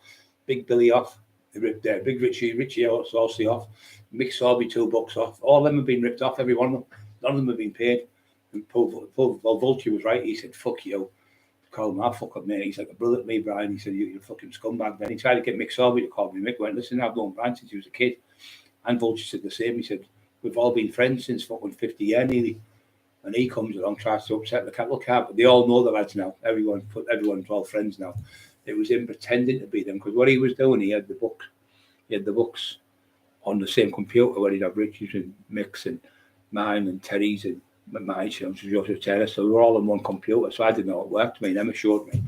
So then he'd go on that person, change that code, put another name in, come on and you'll see, say, Mick Sorby. It's me, Mick Sorby. I want to fight, you want to win. And I think, what's he fucking doing that for? I'm getting upset because I love Mick. And it'd be one off Richie Horsley, one off Vulture, one off this one. Like, I'll tell him Mick's fucking bad again, like getting in my head. So then a lot of them started phoning up saying, we haven't said no, it's him. He's using the same as with Terry. He used Terry's name to threaten Carol Edwards, which is Lee Duffy's partner. So he was using the computers, but we selling the books on with the names and the people. So we were automatic. All of us were all arguing, fighting with each other. Him and that fat fuck were using everyone's computers names because they were the admin. That's the word. They had the admin to the computers. So that's what they were doing. Then they were doing it at 3 or 4 in the morning off their heads and then changing it back over. He was getting people to phone this house saying, I'm seeing your last week and all that. But Emma was here for about 8 weeks when we never left the house. We were in for ages and the COVID was on. So I knew he was fucking lying. So anyway, then another man come on. But it was him getting them to do it. It was him and fucking her. So we found out because the lad come forward and said, look, my name's Simon Ambler. I've done a couple of bad things here. If I have to go to the police and I have to go to jail for it, I'll go to jail. He said, it's been me being phoning you up and pretending to be going out with Emma. He said, it's all made up. He said, it was Jamie got me to do. He said, it was a joke between me, you and him. And Emma didn't know. And then he was going to throw it on her. He said, when I realised the next day, when he said, oh, they'll be shitting themselves. He said, well, I am Jamie. I haven't got the number. He went, so you can see Jamie's face on his phone. You can see my name. You can see Terry's name, Joe Libo, Terry Dicko, about 6, 7, 8 people from Middlesbrough's names on it. So he knew it was him. So he went, threatened him for a fight. He said, offer him out, be deadly serious. Say, I haven't got his address. He said, I'll get you his address. So he sends the address on it. And then he sends my phone number, and tells him what car reg me, a car is and everything, and where I live, and what address to go to. He said, but don't worry. He said, I've already got 2 lads to threaten him. He said, so he left it for about 20 minutes. He said, I went back on and went, why would you get the lads to say? He said, I got him to, his laugh, that fucking laugh he has. I got them to threaten to burn his house down, so he'd be shitting himself. So they went, oh, this is too heavy for me. This Jamie went, this is somebody could die and something like that. I'm not doing that. I've said no more, mate. I'm bailing out of it. So he said, text him it all and screenshot it all. So he had the proof of it. If it was, he tried to blackmail him or something. So he said it was him who was trying to get me to do it. So I did do the phone call. So I said, thank you very much, because obviously our heads are all over all this shit. He said, I really apologise. So he come to see Emma and come to see us and everything, and he told the truth. So the dirty bastard was trying to Emma split up with me, knowing because she knew about computers and I didn't. That's why I was doing Teddy Dicko, Paul Sykes, me, Matty Turner, because we don't know about computers. Richie Horsley, Mick Sorby, Billy Tobin, they don't know about computers. He was using the skills, what she's got, that fat fuck, works for the City Vice Bureau, using their skills to con people out of the money and not paying them. Nobody got an invoice off anyone. Anyone's entitled to an invoice at work. You ask your boss at work at Tesco's, I think this is wrong, can I have another invoice? Or can I have an inventory of how many books are sold or whatever? They have to give it by law. So he breached the breach the when I was doing the book with him, breach of contract he done. So we went to court, we won. But because we won the court case, the judge awarded us it, and he awarded us the book back. Matty got his book back, Teddy got his, Teddy got 950 books. And I think he got 250 back of his own book, was ordered by them, and he was done for contempt of court for making an explicit courtroom hearing recording. He was charged under section whatever it was under the misuse of recordings. It is against the law to make any explicit recordings, tape recordings, video recordings, or sound recordings, or phone call recordings in the Crown Court. And he did them all. So he pretended then, Fatty came on, I've been to the court with Jamie. We went in there 3 times in the magistrates. Well, Shelley, I'm sorry, but the magistrates were shut and they were closed down. You don't go to the magistrates. The magistrates is a criminal court. You go to the civil court in the Crown Court combination chamber where it's amalgamated there, and you do it under a Crown Court judge, because the magistrates aren't conversed with law. All they are, they know a little bit about the law. They're not experts. So what you've got a clerk in the courtroom as a fully trained barrister who says to them, under Section 5, Your Honour, this one, and they'll tell them what they're going to get. So you weren't there at all, Shelley. So the proof is, I know you weren't there, because I've got the letters from the Crown Court judge, and I've got the letters from the Crown Court judge. Judge Gargan said your company was fake, your company wasn't real, and you're not allowed to sue them, Mr. Cockerill, because they have to get a new company. So they had to amend the indictment and change it to Rubik's and Rubik's Fan the Flames. They weren't a real company, so they were fake. So all that time he was selling it was all fake. All the money was not getting paid, it was all under fraud. So he said to me, the other judge, he said, I got a letter in the post. It was off Judge Gargan, different judge. Judge Mark Gargan, his honourable judge.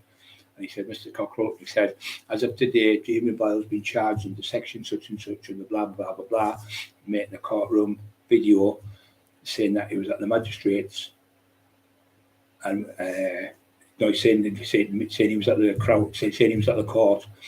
But on that, he's shown the magistrates. He's gone down the magistrates, recorded the magistrates and said he couldn't, and pretended he walked out the magistrates. But that time of the year, you remember all the courts were shut down. No one could get visits. Everyone was getting mobile phones sent in off the government, so they could talk to the family and friends and watch videos, because they were all in because of COVID. You had to stay in 10 days or more. So people couldn't get out of the prisons because they were all shut for about 8 or 9 months. So that was a lie she made up again, more lies. So I proved again she was lying. The thing is, they proved it is you can't go to the magistrates, so it's a criminal court case, the magistrates. So you can't stop telling lies there, Fatty. Fatty just can't stop lying. The open 900 p.m. Yeah, it's funny, mate. Yeah, so we went in, the judge charged him. He said, if you do this again, you will be charged, fined, and could be given a custodial sentence. And he fucking, within about 2 hours, the lot got took down. He fucking shit himself, because he said, I'm going to send the police out to arrest you. Next time you do it, you'll be charged and you'll be arrested by the police. He'd be brought to court and you'd be charged. So he was done for contempt of court, and he was given 13 penal notices. Between them, they were given 9 penal notices, I think it was he was given. So when he went to court, the judge says, this is the last time I'm warning you. I'm giving you a penal warning now. With a penal warning means if you don't do it, you're going to get charged contempt of court. So they got away with it, fucking 9 different penal warnings between the two of them over the time of the court case. We went back and forth. We never went to the court. We was all done on the telephone. It was called BT meeting. So we won the 4 fucking years we went there. It took us like 3.5 years, to do it. But but we won in the end. But we still go to court because I've got a letter from the judge because he said on the day of the trial they never turned up again. They never turned up to answer to the trial. Oil didn't turn up. Brenton come. I was thinking, before we start, I just want to get this over today. I just want my book back. He went, yeah, I'll give you that back, Ryan. And Brenton was saying on the phone, I'll give you your book back. That'll get sorted, mate. I'll get it sorted with Sean Atwood. So I just want to draw that line in the sand now, you know. But I feel a bit unjust because I haven't had any money off these. I've had no invoices, and this has been going on for like 3.5 years. He said, right, as of today, the case is going to be over, Mr. Cockerill. But I do feel for you.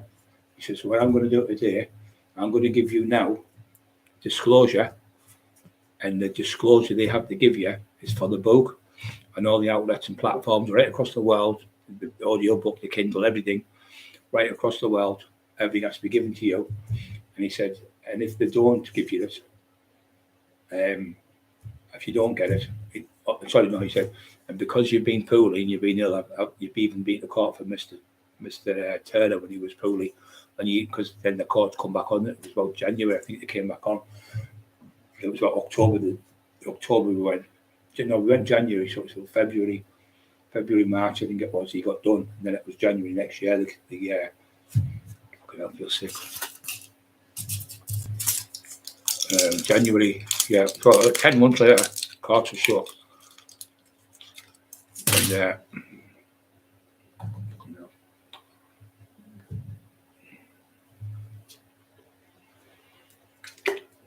I'm boiling up there, proper boiling, my hands are freezing. So what happened is, courts were open for that day for Matty, and we went with Matty, was in a wheelchair, these bottles, and I was virtually paralysed. And he was saying, I'm okay, So I apologised to the court for not coming in a suit and everything. But Mr. Turner's very unwell. He's got OCPD. And myself, I've had 2 major operations, Your Honour. If you'd like to, I brought the letters from brought everything with me, so I'm always fucking due diligent. So he said, no, Mr. Cockerill, he said, all the way through this court case, you've been impeccable with your manners. You've been impeccable with your paperwork. He said, well, I can't say that for the other side. He said, I've asked and look at Judge Gargan, Judge Phillips, Judge Chinese, what's she called? Chinese judge woman. She was lovely. She said, how many times do I have to? Oh, he loves grassing, mate. He loves it with a brick. He loves making statements up, mate. He loves it. So we went to court for the civil case for our money for the books, and the judge said, Mr. Cockerill, there's no time limit now on this. So I've got disclosure, and it says on there no time limit on the court letter I've got off the judge. So I got that. So all I've got to do now is when I get better, go with a solicitor. I'll have to go to the I already spoke to the girl Helen, she's called Emma's friend who's got a friend who works for the Amazon. So everything in Amazon's kept forever. So when I go in there, like probably next year it'll be, maybe this year when it gets a bit warmer, I'll go in there, I'm going to take somebody with us, legal. So there's a way through it now. I found out where you can get through it. And they have to disclose. They have to disclose everything. Andy's bank account has to disclose everything. What he's had through Brenton's bank account, which I've got from Bailey Pontefract. I've got all his names and addresses and all the stuff that banks he was in. So I can prove how much money's been sold, how many books have been sold. Then you add them up and then you send them in to the small claims court. But it's going to go to Judge Gargan because he said he will deal with it. And if I get it and put it together, if you put it together, the money what you think you're owed, and say it looks right to me, I'll award you that money. So that's what he said to me on the day. That's on my dad's grave, that. He said to me on that day, I've still got that upstairs. Full disclosure of every outlet, and it's got that daft on Paul Sykes. You can tell it's them because it's got a shark on Paul Sykes. A shark, like a picture of a shark on it, and he's got his face on it. And that's the emblem they've got. A Wikipedia, a PD, as their emblem on the books. Who the fuck in the right man would want to buy books off them? That's why I took the book down of mine. I said, no, I wouldn't know what to do with you. Nothing to do with you. So we fucked him off completely, and since we fucked him off, he said nothing. The brick rare rock there are on way. Keep an eye out window, mate.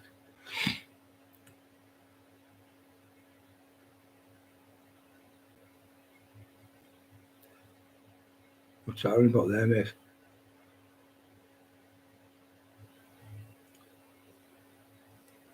Are you alright there, Rock?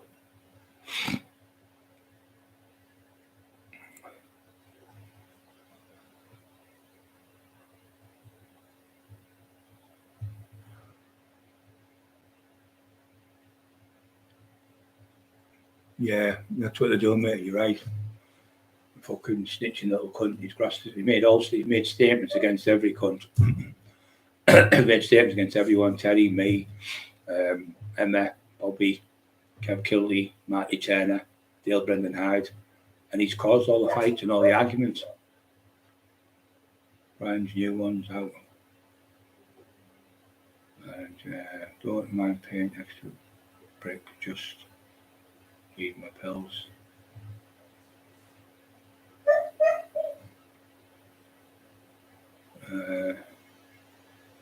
Yeah, I'm supposed to have got good triceps. Any good tricep exercises? For me, you're asking, yeah, there's loads, mate. Good triceps is good. I think you're better doing triceps myself, would be like maybe doing a triple drop, maybe 3 different exercises, like a tricep push down, a dip. Dips are fucking brilliant. Dips are the best. All the way down off a dip and bar, all the way back up pressed. I leave it about half an inch, and then lock out at the top, 1, 2, 3, and all the way back down. They're the best. We'll do that on the dips. They're the best thing because it's your natural body weight, you see. And then go on a tricep close grip. I used to have 4 plates each end, 420s was like 160, 180 key, I think. I used to put on. I used to do tricep press with triceps close grip. But what you can do on the close grip one, don't put it in the closest one like that because you'll snap your wrists. Put it on the outside one so it's there. Because you're putting that one there, you lift it like that, you fucking need to snap your wrists. So put it there like that. And close grip tricep, really heavy. Get a touch off it, and then go off that one and do a tricep push down one off the machine. Do the 3 exercises, have a minute rest, and go back and do 3 exercises again. Do it about 3 different times, 3 exercises. So you do say 30, 60, 90 reps. So you do 90 reps straight off. You're fucking finishing, and at the very end, go over the normal tricep push down. Do as many reps as you can, about 40, 50 reps, and your triceps will be on fire. Your arms, your forearms, everything will be on fire. If they are weak triceps, do that. Do a tricep push down, and a close grip tricep. 30 reps on one and 30 on another, 40 on one and 40 on another. Do that twice a week. So you could do it, say, Monday, Wednesday, Friday. You could do biceps Monday, triceps Tuesday, biceps Wednesday, triceps Thursday. So you're doing it like twice a week, your arm. And you get away with your arms because your arms are really small. The smaller the body part, the more you can train it. So you can train your calves every day if you want. You can train your abs every day because you can't burn your mouth. And you can't, your calves are the hardest muscle to work with, but they've got the most density in. They're full of fibers because you're walking on them, you've got your body weight on. With calves, I always think heavy as you can on reps. I used to do 300 kilos for like sets of 50 reps. Try to standing with the bar like that. I used to do seated ones, one-legged ones. With one-legged, I used to fill up the thing up with 4 or 5 plates, 100 kg, and just do seated legs all the way up, hold it, and come off. But the only thing with calves is we used to go to the gym. It was in the train station. It was a fucking 3 stories high. And to walk up 3 flights of steps wasn't bad because you warmed up. Coming back down, you go on your ass. To go downstairs on your ass, you couldn't get down because your fucking legs were like jelly. And then he fell from the top to the bottom. Fucking terrible. It used to be a Tony Boyce used to train there from Eston. He's a good lad. And he went to me, Brian, you're fucking huge. He said, I've never seen anyone as big as you in my life. You're fucking ridiculous. Your back is fucking like that. He said, it's just fucking ridiculous. He said, it's just monstrously big. You're getting too big now, big fella. You're fucking ridiculous. Yeah, name, get a flashback. And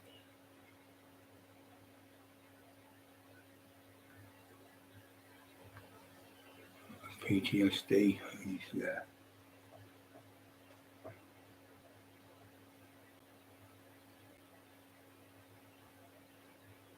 Definitely with the police.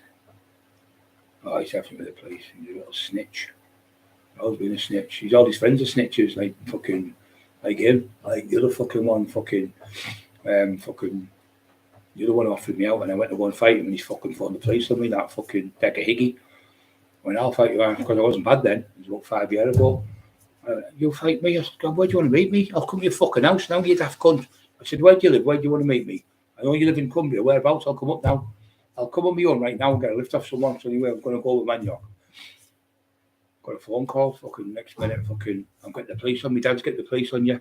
My mum and dad's phoned the police. Fucking shit house. Next minute, got a fucking tape recording of John McLean, who was his partner. He said, Brian's got the police on you. So he gave it. Is that the police? Make a statement against. And he went, Brian Cockerill. I said, yeah, can I make a statement? Brian Cockerill's threatened to beat me up. He's come to my house to get me. Something like that. Shut up! Brian Cockerill's threatened to beat me up. And somebody says to the lady, she went, oh, she's going to leave it there because I'm just going to the gym. I'll come back and make a statement about him. So I've got the recording. I'll put up tonight for you. You can listen to it. I've got about 5 of them where he's crashed me up, where that daft cunt's making statements to the police, all for tinfoil. All these little fucking little bum chum. Another weirdo cunt. So everybody goes and knocks around with the weirdos. Proper weirdos. Everyone like Paul Venice, he's promised the world. Gone fuck all. Paul Venice is the same way. Don't mention his name to me. Everything he touches tends to fucking shit. Everyone he goes near, he tends to shit. Promised him getting him in movies, and it was all made up. Had the lads fucking head fragged with all the shit he was telling them. Tried to tell the lads as well. I said, Paul, it's all shit, mate. And he really believed them, but he is so convincing. That's what they are under these Wikipedias. So convincing with kids.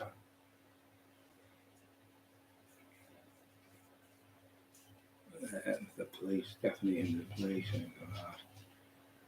Even Bright and Emma from Manchester. Harry Gareth. Manchester. I was in jail with Paul Massey's brother, Eddie Massey, 1995, 96. I was in jail with them. They were good lads out there.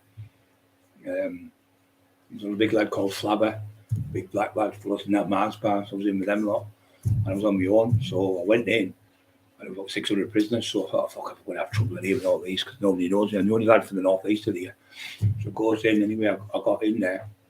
It was the bench press competition on. It was about 65, 60. I think there was three. I think it was two 20s and a 5. I think it was either 70 key or 60 key. 70 key, I think maybe. You had to get as many reps. So anyway, I come to the pad. They said, "Oh, do you want to go and you look like you're training?" I said, "Oh yeah," because he said, "You're massive." I said, "Yeah, I'm training for a while. I'm full of cold and that." He said, "Oh, if you want to go tonight, I'll take you over because you seem a nice lad. Because you go in the induction fest and they assess you. I don't need to be in any country here because they said to me, if we get any more trouble, we're going to send you to Albany." I thought, fuck that. Where the Isle of Wight fucking prisoners, more like Isle of Man, I think. I thought, fuck that, I'm not going there. So I kept myself right anyway. So I goes in there. I got in the gym bit. They took me right over. So in there, you don't get a walk around the yard because it's that far. You walk to the place, it's about 15 minutes walk then, 15 minutes back. They say it's about 20 minutes, I'd say. But the class that as your exercise. So anyway, the pads were great because they were massive, all brand new stuff. The windows were like thick plastic, but they were huge. They were like little stinking things, and the tables were all nice. They were all like, wood floors. I mean, really, not wood, like a marbly floor. Everything was lovely in there. But you're for the hotel. So anyway, it goes in, and there was 2 Mystery Universes from England. They were about 40-odd-year-old then, 50-year-olds, I'd say. And they were in, they'd been training for it. And it was a competition just for the prison. So we goes in, I sat down, and I was allowed to wear my own clothes because they couldn't get nothing to fit me. But my legs were that fucking big, they couldn't get out on my legs. But I could wear like a prison shirt. But they let me still have me other stuff underneath because it was only like a semi-open gym. Like a semi-open jail it was. Cat Bay, I think. So anyway, I goes in, and he was sitting there in the gym, and it was nice and warm and that. And he was a lad called Dom. He was Easty. I got to know a few of them later on. So they're going up and one's benching. The main one got up and he got 44 reps. I thought, that's good. Then no one got up, got about 33, then so we got 24, and it was going down then. So it's like, oh, you get up, big lad. And they thought I was a ringer because I had my own clothes on. Thought I was a powerlifter or something. Well, I was powerlifting, but they thought I was like not a prisoner. And when he went to the school, well, get yourself up, big lad. Go and get yourself up. You know, oh, get up, big lad. To shout, get up, everyone's shouting at me. I got up, all right, lads, I'll get up. So I goes over on the bench. I was fucking dying because I had tonsillitis. So I got on the bench, I got the weight on there, and I got 54 reps straight off. Second rest there, and boom, boom, boom. I got 77 reps. But they were going to try and get the 100, shout, forget the 100. We want the 100, all that. So they're all excited as fuck. The whole crowd was going. There was about 250, 300 people there, and all the gym screws and everything. Anyway, I did it, and I won this big. I give it out to Jamie, a big trophy, best bench press, 1995 Havrick. It was in the winter time. Anyway, they were all right with me then. And then, oh, you've won that. You've only been in Scouts. You've only been in one day. You've only been in there 1 week, and you've won a trophy and the best bench press and all that shit. So they were all right with me. So then when I got to go from there, I got a job in the laundry, which is one of the best jobs because you can get like a phone card for washing some of these stuff. So you might have 10 people, so you get 10 phone cards. You can barter with them for food and stuff. So anyway, there was Simon. He was nice. Simon Kendall from Kendall. That's where he's from. Kendall. He was in. There's a few others. So I got in this first night to go to the gym, and it was a boxing gym. There was a few weights. There was lads who trained. A little gym, a couple of push down, triceps and dips, and a couple of medicine balls and stuff. And there was a part here with 3 bags. There was like a heavy bag, a medium, and a light bag. So I got in the heavy one, and I said, "This lad," so I thought, I want to like show off a little bit here, so I don't have to get into a fight. So I said, "Can you hold this bag for me, mate?" What they call you? He said, "Oh, Moxie, he was the best fighter out of the Scouts, was this lad." He went, "All right, yeah." So I put the gloves on, and the back went bang, bang, bang, about 20 punches. He went, "Fucking hell." Fucking hell, he said, imagine one of them fucking, you take your fucking head, that'd kill you, that. One of them punches, it would kill you, and all these just stopped training. They all stopped, they all watched me. I went back on again, like that. There's another round, like about 2-minute round. And then I said, "Oh, cheers, mate." I did like 2-minute rounds. So I did a bit of biceps and went, "You all right, what's your name?" You know, talking to me.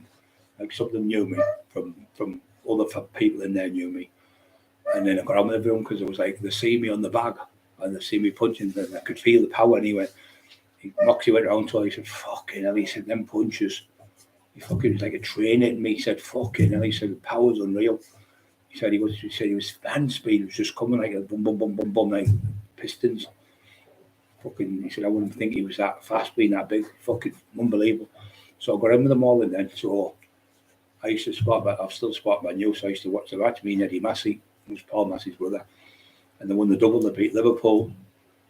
I think they beat Liverpool in the FA Cup, and then I won the Premiership. So Eddie went, "We'll have a double that I bragged." I went, "All right, Eddie, son. Well, yeah, I'll have a double." And they're all taking the piss out of the Scouts, out of the Manchester lads. Got on with everyone. Fucking, it was good. It was good. I like that deal. It was like being in camp when you're a kid, when you go away for the fortnight once a year with all your friends, and you don't want to go back home. You don't go home because you just want to stay with your friends because you're having a great time. But after a few months, you get fucking sick of it. But it was hard to get visits because it was in the middle of nowhere. But I got me visits, no problem. I used to get somebody to come in with a bit of tack, and they give them a put it in their mouth, and they give this person the gear. I get somebody home like say it was like my sister or something. It wasn't. It was somebody else, and they would give somebody else the gear, and then they would give it to me, and I would chop it up, give it to him, and he'd sell it. So I'd get maybe 20 deals. I'd give him 5 for selling the 20, 15 for me, 5 for him. And he'd be over the moon, but I've now seen my pad. So this fucking other one was called, I can't be his fucking name now. Just cheeky cunt now. Anyway, he was horrible. So I give him, he said, "I've lost my daughter." No, I mean, I have a couple of them for now because he used to buy them off me. So I fell phone card £2 worth. I'm talking like 20 years ago. So give him a 4 phone cards worth. I say, "Just give me the phone card when you get a visit or something." He said, "Oh, brilliant." So you're going to get another 4 or 5. I think you got about 6 off me in the end, 6 or 7. Okay, he said, I can't give you any more, mate. Anyway, what you had to do to get yourself in the block, if you owed debt, you had to grasp the person up, so they couldn't grasp me up. But what I used to do, you were allowed eight cards in your pad, in your own pad in your drawer. If you got caught with more than that, you got done. It's like you were dealing or something. So what I used to do with the lads, there used to be, say, 8 people, 4 that side and 4 that side. I'd give them all one each a week, and I could battle the other cards and make more money. And That's what he used to do. So they went round. Every photo's got 8 cards. They're like that. They weren't fucking daft, they weren't, but they couldn't prove. I think I was just too clever for them. But I had the girl coming in, it was not to do me. I was just pretending she was my sister, she wasn't. But that's how I used to get them. They used to come up and used to go, yeah, what about that thing? And shout over there, so the screws are looking, and she'd give me a kiss and then was put in the mouth and swallow it. It'd be gone here. I never got loads in, never got like half an ounce, just like an eighth or something. So I wasn't going to get the kid caught, to get kicked out, because it could grass you up then. But this fucker grassed me up, so anyway, they come for me. Well, why have you got tracky bottoms on? Because my legs don't fit your fucking trousers, that's why I've got tracky bottoms on. He went, with the security. I went, I don't give a fuck who you are. Don't try and be the Billy Big Ball to me, because it doesn't fucking work. So the screw caught by, and he was a gym screw, and don't fuck about with him. He wiped his out in 2 seconds. Be polite, he said to them, and they looked at him. He said, oh, what do you do? Like I told them, anyway, they fucking started shitting themselves then. Anyway, so goes to my pad, goes in, nothing in it. He said, right, we're going to have to get the doctor. So there was a doctor years ago on EastEnders, and he was Scottish and blonde hair, big tall bloke. He was a big build, and he was identical there as him. Lovely man he was. He said, what's going on? I said, oh, they blame me. I take drugs. I don't take drugs. I've got no drugs in me. He said, you want to test my blood? You can. He said, I believe you. He said, you're some size, aren't you? He said, if somebody tells me if you come here to tell me you're getting bullied, I don't believe you. So he started laughing. He was a nice, lovely man. And anyway, he said, what's your problem? I said, my legs are huge, doctor. But you can measure them if you want. He went, bloody hell, they're ridiculous. He said, you're not going to get no. You'd never. I think he was from in the Highlands right the way up. They're not Glasgow, different accent. Anyway, he went, no, leave this with me. He said, listen, he can't get any jeans to fit his legs. They're going to be too tight, and they'd be too tight on him, or it'd be uncomfortable. He'd end up with sores on his legs and stuff. So they said, what's the biggest jeans you've got? And he went, such and such. He went, so they give me them. So I pulled them up, and I couldn't get them past my knees. I went, you try and get them on me then. They were like some 4 extra large or something ridiculous. I tried to pull them up. They went, oh, we understand now. Okay, then we understand. Okay. I went, look, there's my legs. And I flexed them, and I went, boof, like that. I took my top off and like that, and they went, fucking hell. And they were like shocked, the screws, and the seen side. And the doctor went, he's not going to get nothing to fit him. So I said, the shirts fit me. Those shirts. He said, no, you just keep your own clothes, the doctor said. So I got to wear my own clothes in the jail. That was fucking cool. In there, fucking all the young kids and that would come to me saying, oh, he's bullying me. Leave him alone. Stop picking on him, And it was like ones where they were selling their fucking trainees for £2. Now go over and say, there's a card, give me the fucking trainees back, and take the trainees back off them. No, I said, listen, give me the fucking trainees. Mum paid £60 for them. My sister, they've come all the way from fucking, where was it from? Blackburn, all the way from Blackburn to fucking Cumbria. His mum's, you can see his mum's not well, and they've saved that money up and you're fucking taking. So, oh, yeah, you're right. And then 2 days later, he's done it again. I said, this is the last time. If you do it again, I want to fucking spark you unconscious. So I got them back off him again, the lad, because he was running around with his holes in his fucking shoes like that. I went, you've done it again. I'm going to knock you out this time. I said, Simon, have a word with him. Simon was a big lad from that area. He was known. There was another big lad in there.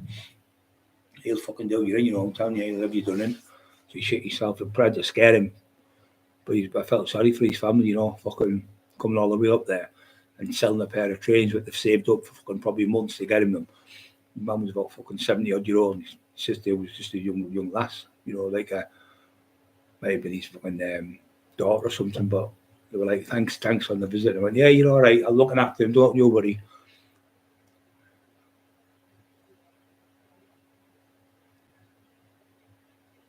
I don't really like AJ. I think he's very, very, very rude, and I think he's very racist. And I don't think any fucker, any way, shape, or form, if you're black, white, whatever race you call them, people, you're still being a horrible cunt. I don't like all that shite. No fucking, I don't like it. I've never liked it.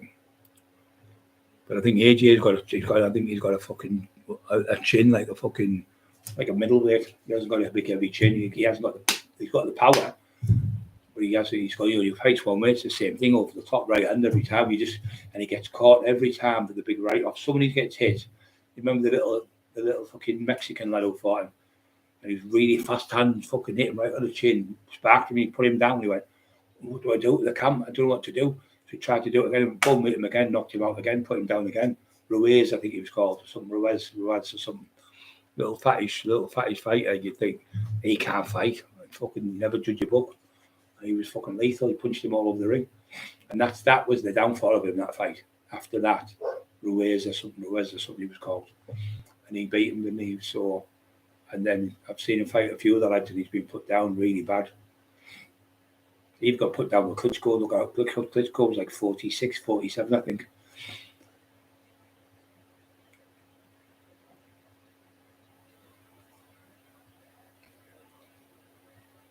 Yeah, agree, yeah, The Rock, yeah.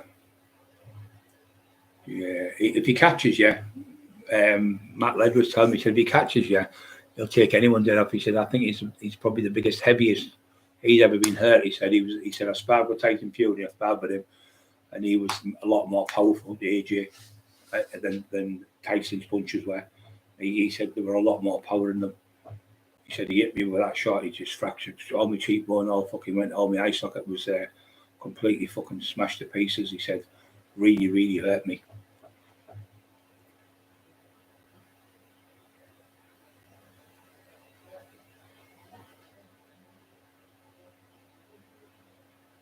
Liverpool got beat 7-0.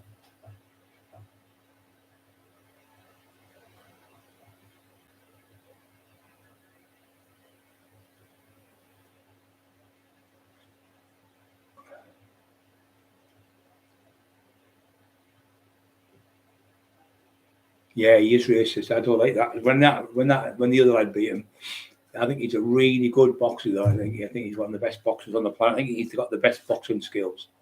I think Fury's just too big for him as Usyk. But if Usyk catches Fury, I think he'll put him down. I really do. But Usyk has got unbelievable hand speed and movement. He's got the best head movement, feet movement, and getting out of trouble with anyone. But I think AJ, I think he'll beat AJ. I do.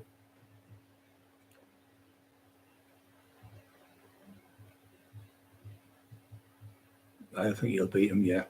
But he beat him, didn't he? So he wouldn't shake his hand after the fight, would he? He fucking was dead disrespectful, the lad. You do that, don't you?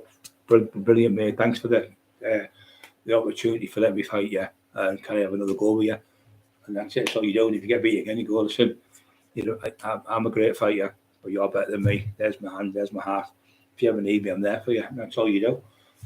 You can only be as good as you can have a few fights and won once or twice. And you get beat the second time, you probably get beat the third time.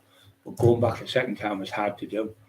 When I did it, I never got beat the once, and that was off of the heavyweight champion, fought for the British heavyweight title, Dave Garside, when I was off my head on drugs 3 days, alcohol, drinking bottles. I was drinking tins of, I was putting the alcohol in the fucking bottle, in the tin, and about that much coke and that much vodka I was drinking. 1.5 litre bottle I drank over 3 days, and I was in there, probably dropped about 20 fucking E. So I taxed someone 500 E, I took a couple of grand off someone. I gave it to a girl, she put it away, the money, and he came in for the money and stuff. So we had a fight, so I headbutted him twice and dropped him on the floor, and then he come running at me, I grabbed him and threw him a judo hold, threw him on the floor again. Then I got him up again, and I turned him round, and I was trying to smash his head off the fucking floor. He was 18 stone 2, 18 stone 4, and 6'2" now, big fucking lad. And he was training for a new shot at the British heavyweight title. He was in like training. I think he was in his about 6 weeks of training. He was doing. So he was like, he said maybe 4 weeks left to have a fight. I don't know who he was fighting, but he was making a comeback. Really good lad, could fight. Like 44 fights. Anyway, he fucking grabbed us. Anyway, I got him in the headlock and I had him in a chokehold. My mate Bram showed me how to do it. I was going, who's the fucking best now? Slapping him in the face and stuff and showing off like a daft cunt. But I had him like that, and I was on the floor underneath him, and he was laid on top of me. I was choking him, so I pulled him on top of me like that, so he couldn't get out of it. And I could hear him choking. Adish was a black lad, Asian lad, Pakistani lad, good lad. Brian, you fucking killed him. And in my head, I thought, he said, Brian, you've killed him. So I heard him choking again, and I went, whoa, fucking hell.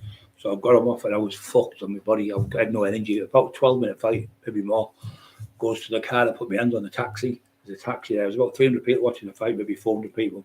Put my hands on the taxi, and fucking there's people stood on taxis, everything on lamps, on fucking bollards and everything watching this fight.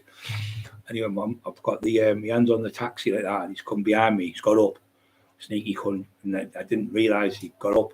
He went boom, right on me fucking bang, like that, on me bang, one big shot, and broke my rib, the bottom rib.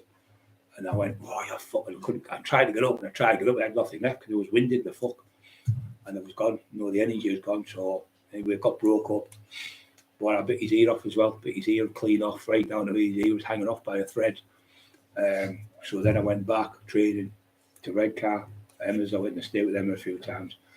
Running up the fucking beach, running up the hills like Rocky.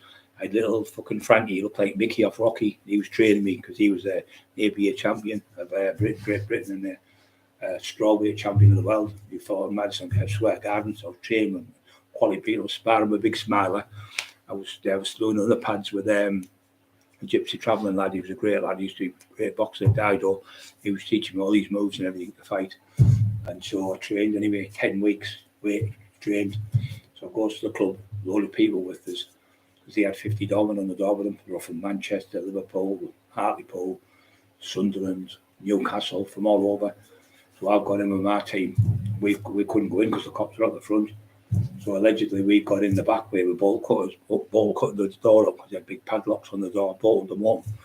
I've come down and I had a vest on, and I had a top, like not this, but just a top, a sweatshirt, threw it to the lad.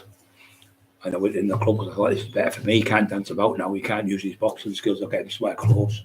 So God must have been on my side. So as I'm going down the stairs, I seen Dave Woody. He was at the fest fight. He's in the office, and the office was about 8 feet by about 7 or 8 feet. Oh, you're fucked now. So I went past another kid. I went, all right, but he's in there. So Don, who owned the club, I was part of that. I used to get half the money out of there. So Don and Steve Lloyd were there, and he went, he's in the office. I went in, and he went, oh, then, go outside, and he went, whoa, Bride. He shouted my name, and I went bang, bang. No, sorry, I went bang, bang, 3 shots, and I caught him in the chin. He went back, and this time he went down. I got on top of him. I had no drugs in me. I trained for 10 weeks, and I was fucking pounding like that. Anyway, I went, but his fucking ear off again, ripped it right off his ear, and broke his jaw in about, I think they said 6 places. I broke his cheekbone, nose, and everything. So they made statements against me. They grasped me up, so I got locked up. Nearly went to jail for it, but they ended up dropping the charges in the end. So that was it. That was the only one I ever got thingy. So I went back and rectified it by every man I ever thought I beat in the end. I said, even though I got beat after that fest fight, that wasn't really me because I wasn't there. It'd be like any you's been out for fucking Friday, Saturday, Sunday, and then going out and fight with someone. You just can't do it. It's impossible. So you've got to go when you're fully fit, and if you get beat when you're fully fit, then obviously he's better than you. So I still hate it because I got lost that one out of hundreds and hundreds of fights. But people said, yeah, but Brian, you had him beat. He was finished. He was on the floor. He'd had enough. You let him up. That's what you done. You should never let him up. He said, but then he kept telling me, everyone was there saying, Brian, he's fucking destroying him. He said, then Brian ran out of steam with a fucking, obviously been out raving all week, and the way he dances all night, he was fucked. But he said, good time, go quick, Brian. No, when I was fighting, I didn't know. Just it was like being in a fog because off my head. I just dropped. I got these E's off someone. I took them off them. I got 200 E and 2 grand. I think it was. I was at 400 E and 2 grand. Anyway, and I took 2 E. And I was sat with Robbie Armstrong, with Graham's partner. And he went, you're fucked, Joe, you need to get home. You want to fucking have an heart attack with your fucking sweats pouring out you. Get yourself home, you've been up 3 fucking days, man. Anyway, I fucking was laughing. I said, I'm all right, mate, I'm all right. And anyway, he was fucking right. He went, what a fucking liberty he took. What a liberty he took. He's waiting for all of us going, all the fighters, and waiting for all the nobodies there. Because he had 12 people, you see. He had 4 cars with 12 people. They all had hammers and bars and everything. Because Eric said, get out the back. They've all got hammers and knives and bars and fucking machetes and everything out the front. I'm going to chop you up the fuck. I said, I don't run from no cunt. Get that fucking door open. He went, no, brother, please. You fucking can't even walk straight. You're fucking pissed and you're out your head. He said, your sweat's pouring out your face. It looks like somebody threw buckets of water on you. I went, I'm not running from no one open the door. I went out. I went, oh then. come on then, big man. But when I looked at him, and I got a blade pigeon and I could see two of them. Like two of them. I thought there's fucking two of them here. Or two people fighting me, and then all of a sudden my vision come back a bit. But when I come out, I'll tell you what, I couldn't see. Because I'd been in the rain for fucking all night, apart from when I went out to get the alcohol about 4 in the morning. But it was still dusky. It wasn't dark. When I went in there, it was pitch black. When I came out, I was like that. I don't know if you've ever been to raves, but you've been to a rave and you go out in the morning, you've been in there all night in your eyes. It's like being in bed all night and you're pitch black, and somebody comes in with a torch and shines a torch. But it was like a million fucking torches shining in my face. I was like that. And then when the fresh air hit me, it made me even more off my fucking head. Like when you have drink in you, when you go out and the fresh air hit you. So I was like wobbly as fuck, but yeah, I was just too strong for him. And later on, he shook my hand and that. So I when I got the one with the bad eye off for the charges, as I got caught, and I made a statement. I went to court and I got them all off at court. So I said to him when I went to the prison, he said, I'll give you $5 to drop the charges. I said, I haven't pressed charges. He said, well, I thought the cops had told me you making a statement. I said, yeah, to get you out, not to fucking grass you up. He went, you're joking, aren't you? After what we tried to kill you. So you did try to kill me. I said, keep your mouth down, keep your hand over your mouth. He said, why? I said, see them cameras, they can lip read you. Put your hand in your mouth when you talk to me. Or you're paranoid. I said, well, you're looking at 30 fucking years in jail. Do you want me to be paranoid? Do you want me to daft go and sit and go, yeah. I know you tried to kill me, but I'll get you off. Do you want me to talk like that, like you're a fucking idiot? He went, yeah, you're right. I said, tell him to fuck off. So that side went to the side, and Speedy come to see me. I went, you witness this. All I want from you is another fight with him, 1-1 on the field.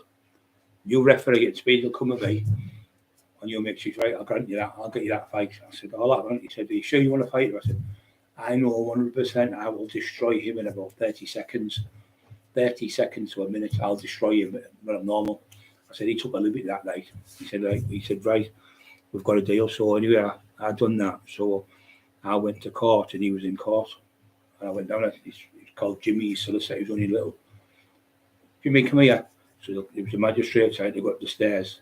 I go up the stairs. And it was still bad because my leg was, I'd been in hospital for like about 10, 15 days. I was getting like 60 people a day, 70 people a day coming to see me from all over. But they were having to sign in and go out because there was all armed response there. There was armed response vehicle outside going around for 6 hours. And then they'd swap with another cop car all day, 24 hours a day, it was going around. And then there was 2 armed response there and there was 2 armed response at the bottom. So I thought they're protecting me. I'm like a daft cunt. So when I said, can I go to the toilet? I went, oh yeah. So I didn't want to go into poo on the bed, the fucking pot and all that. So I said, can I go to the toilet? I tried to get my leg down. It fucking killed my left leg. I'll show you the whole of this later on. I'll get a picture of it sent to you. So anyway, I finally got off the bed and I went to the toilet. And they went, oh, you can't get out there, you're all right. Let's have a look, see that side. What do you mean? I said, so am I not under arm protection? Went, oh no, you're under arm. We've got you here. You're not under arrest at the minute, but you're going to get arrested. I said, we're holding you under armed guard. So I was under arm arrest. In other words, they never charged me. So as soon as they said I could go, as I was going down to say, Brian Cockerill, yes, Brian Cockerill, charging you on for the assault of such and such boxer, Dave such and such, in the Eclipse Club, where you went in with such a knives and all that. The rest of me in the hospital and took me down the police station, kept me in there for 2 days. And my leg was fucking terrible because it was like a big hole in it. And what they'd done is they had 2 operations and they had to give me 176 stitches in my body. They stabbed me with machetes and bars and hammers and fucking metal bars and what you call it, fucking all sorts of with implements, hammers and everything. And then they said, we're going to have to do your legs. So the woman came around, she's about 27, she's American. She went, Mr. Cockerill, I'm not sure if I'm going to be able to save your leg. If I can't, I'll have to take it away from your kneecap. I went, no, you just waste your time, just let me fucking die then. So I'm going to do my best. I said, right, thank you. Anyway, she saved it. She come down, I said, thank you so much. It would be no life for me, just not having my leg on. So she said, yeah, we were really concerned. She said, it was really nasty. She said, but I've managed to get it, but you're going to have a horrendous scar for the rest of your life. It won't heal. And I've taken some of your skin off the top of your leg. I've got to take some skin off the top of your leg, so you're going to have a second operation to put that on, like there's the skin graft. So they did that, and that fucking hurt more, the skin graft, than the actual operation, because the top of your skin is where all your fibre, your nerves are. If you come off a bike, you scratch your leg, or you scratch your leg on your backside when you're a kid on your pedal bike. Oh man, my leg, you start crying like a baby because it fucking stings. But if you get cut deep, like when I was stabbed all over, stab wounds didn't hurt me, but they were sewing me up with the fucking stitches and that. Anyway, fucking had done that, and I lost 2.5 pints of blood there to give me blood. So I said, oh, what happened to you? I said, oh, I fell over. I said, where did you fall? I said, fell down some steps, doctor. He said, what steps? I said, the 199 steps at Whitby.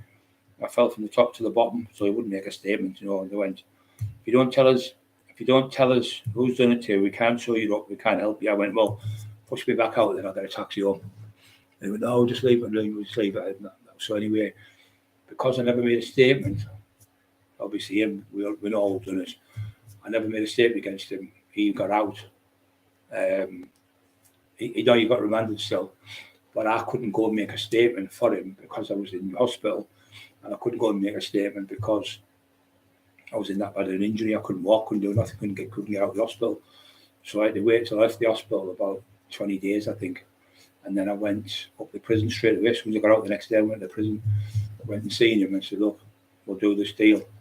He went, no, I'll still give you some money now. I went, no, you're all right. I said, I don't want the money. He said, what am I going to do? I said, well, the blood that's on your clothes, what they've got, is obviously my blood, isn't it? So how do we get out of that? He said, I said, well, can you remember the day before when I came up to see you and we were sparring and you caught my nose and bust my nose, that's where the blood's come from? He went, well, you'd say that to get me off? I went, yeah. I said, well, it happened anyway, didn't it? You've seen it and I've seen it. So he was like, he was using his head then in case they were watching us. Anyway, because I wouldn't give a DNA sample, and I said, all you have to do, Mr. Cockerill gives a DNA sample. He's looking at 30 years plus. He said, we've been wanting him for years and years. He said, yeah, he's going down for a long time. These top coppers, I think they're from Newcastle, but they weren't talking majority accents, but I think they were based up that way. They were top National Crime Squad cops, not regional and National Crime Squad. And I went, no, I don't make statements against anyone. I said, if I was down on the floor with my last breath, I'd still not fucking tell you. I said, no, he's my friend. I said, you're getting it all wrong. I said, well, his phone's linked to your phone. How do you get that, Mr. Cockerill? Because he's my friend. I told you. I said, we were boxing a couple of days before. I think he was going to say, you owe me fucking money for the I think you owe me fucking money for the t-shirt or whatever, you like that. So I thought it was something like that. He said, so you're trying to tell me there's two gangs in the same way? I said, well, there must be, because it wasn't him, and it wasn't him, and it wasn't him, and I said it was none of them. But the thing is, they've made statements against you, though, to get you locked up. So then they retracted the statements about 10 days later, and then when I was in the police station, I was supposed to get my leg dressing changed every 6 hours by a district nurse to have my leg elevated in that position. These cunts put me in a cell for 2.5, 3 days, and I got infected in the cells. They come in and give me a fucking paracetamol. I was on morphine in the hospital, and when I went from the hospital to the courts, because they took me from the hospital to the courts. No, they took me to the hospital to the police station, then from the police station to the courts, and then I had to come into it. There was two screws, you know, one big, he looked like Tommy Cooper, lovely man. Alan, I called him. We used to have an ice cream parlour. We used to get our green ice cream with it, like an ice cream with us. It was beautiful. I can't remember pistachio ice cream we used to get off him. He was lovely. He used to be a screw. So he goes in there. He went, what's happening, you big fella? He told him. He said, oh, I've read a little bit in the paper. So anyway, we go through these steps, and I had to go upstairs. And I said, look, Alan, I can't get up them steps. I said, look at the sweat pouring at me. He went, you shouldn't even be in here. This is disgusting, this. So he's gone up, and they're trying to help me up. And the lads were nice, you know, the screws were all right. They were trying to get me upstairs. So I've got about 4 steps. There's about 20 steps to the top. They'll take him down, one of them fucking things. So I've got halfway up, and they've got a chair for me to sit on. I'm sitting on a chair, and then he went fucking sitting on the chair for a bit, then walking a little bit more. I got to the top, and I was like, oh, faint. I said, I'm going to pass out, I think. And he went, can this man sit down, Your Honour? He said, this man should be in court. The judges said, why is this man in court in this condition? Oh, because he went to one nightclub with 30-odd people. We found shotguns, handguns. He was using a 9mm Uzi 9mm. Now, why the fuck would you go for a fight? My solicitor said. with someone. You charge him for assault, and then you're also saying he's gone in with him. Why would you take a 99mm where there's thousands of people in a rave, where you could kill all the people, a lot of people in a rave? And why would he be carrying a firearm if he's going to have a fight? It doesn't make sense. The judge concurred with it. So anyway, the judge said, Mr. Cockerill, we are letting you go home today. 4 weeks. I think it was 4 weeks.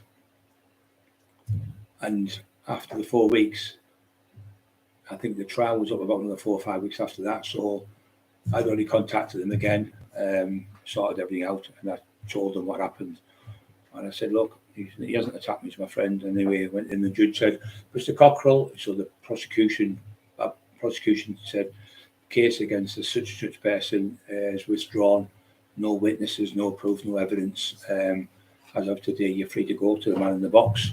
And he went out, but he was 33 years. They said he was looking 30 to 33 years, and the other ones were looking at 20 years because he was the gang leader.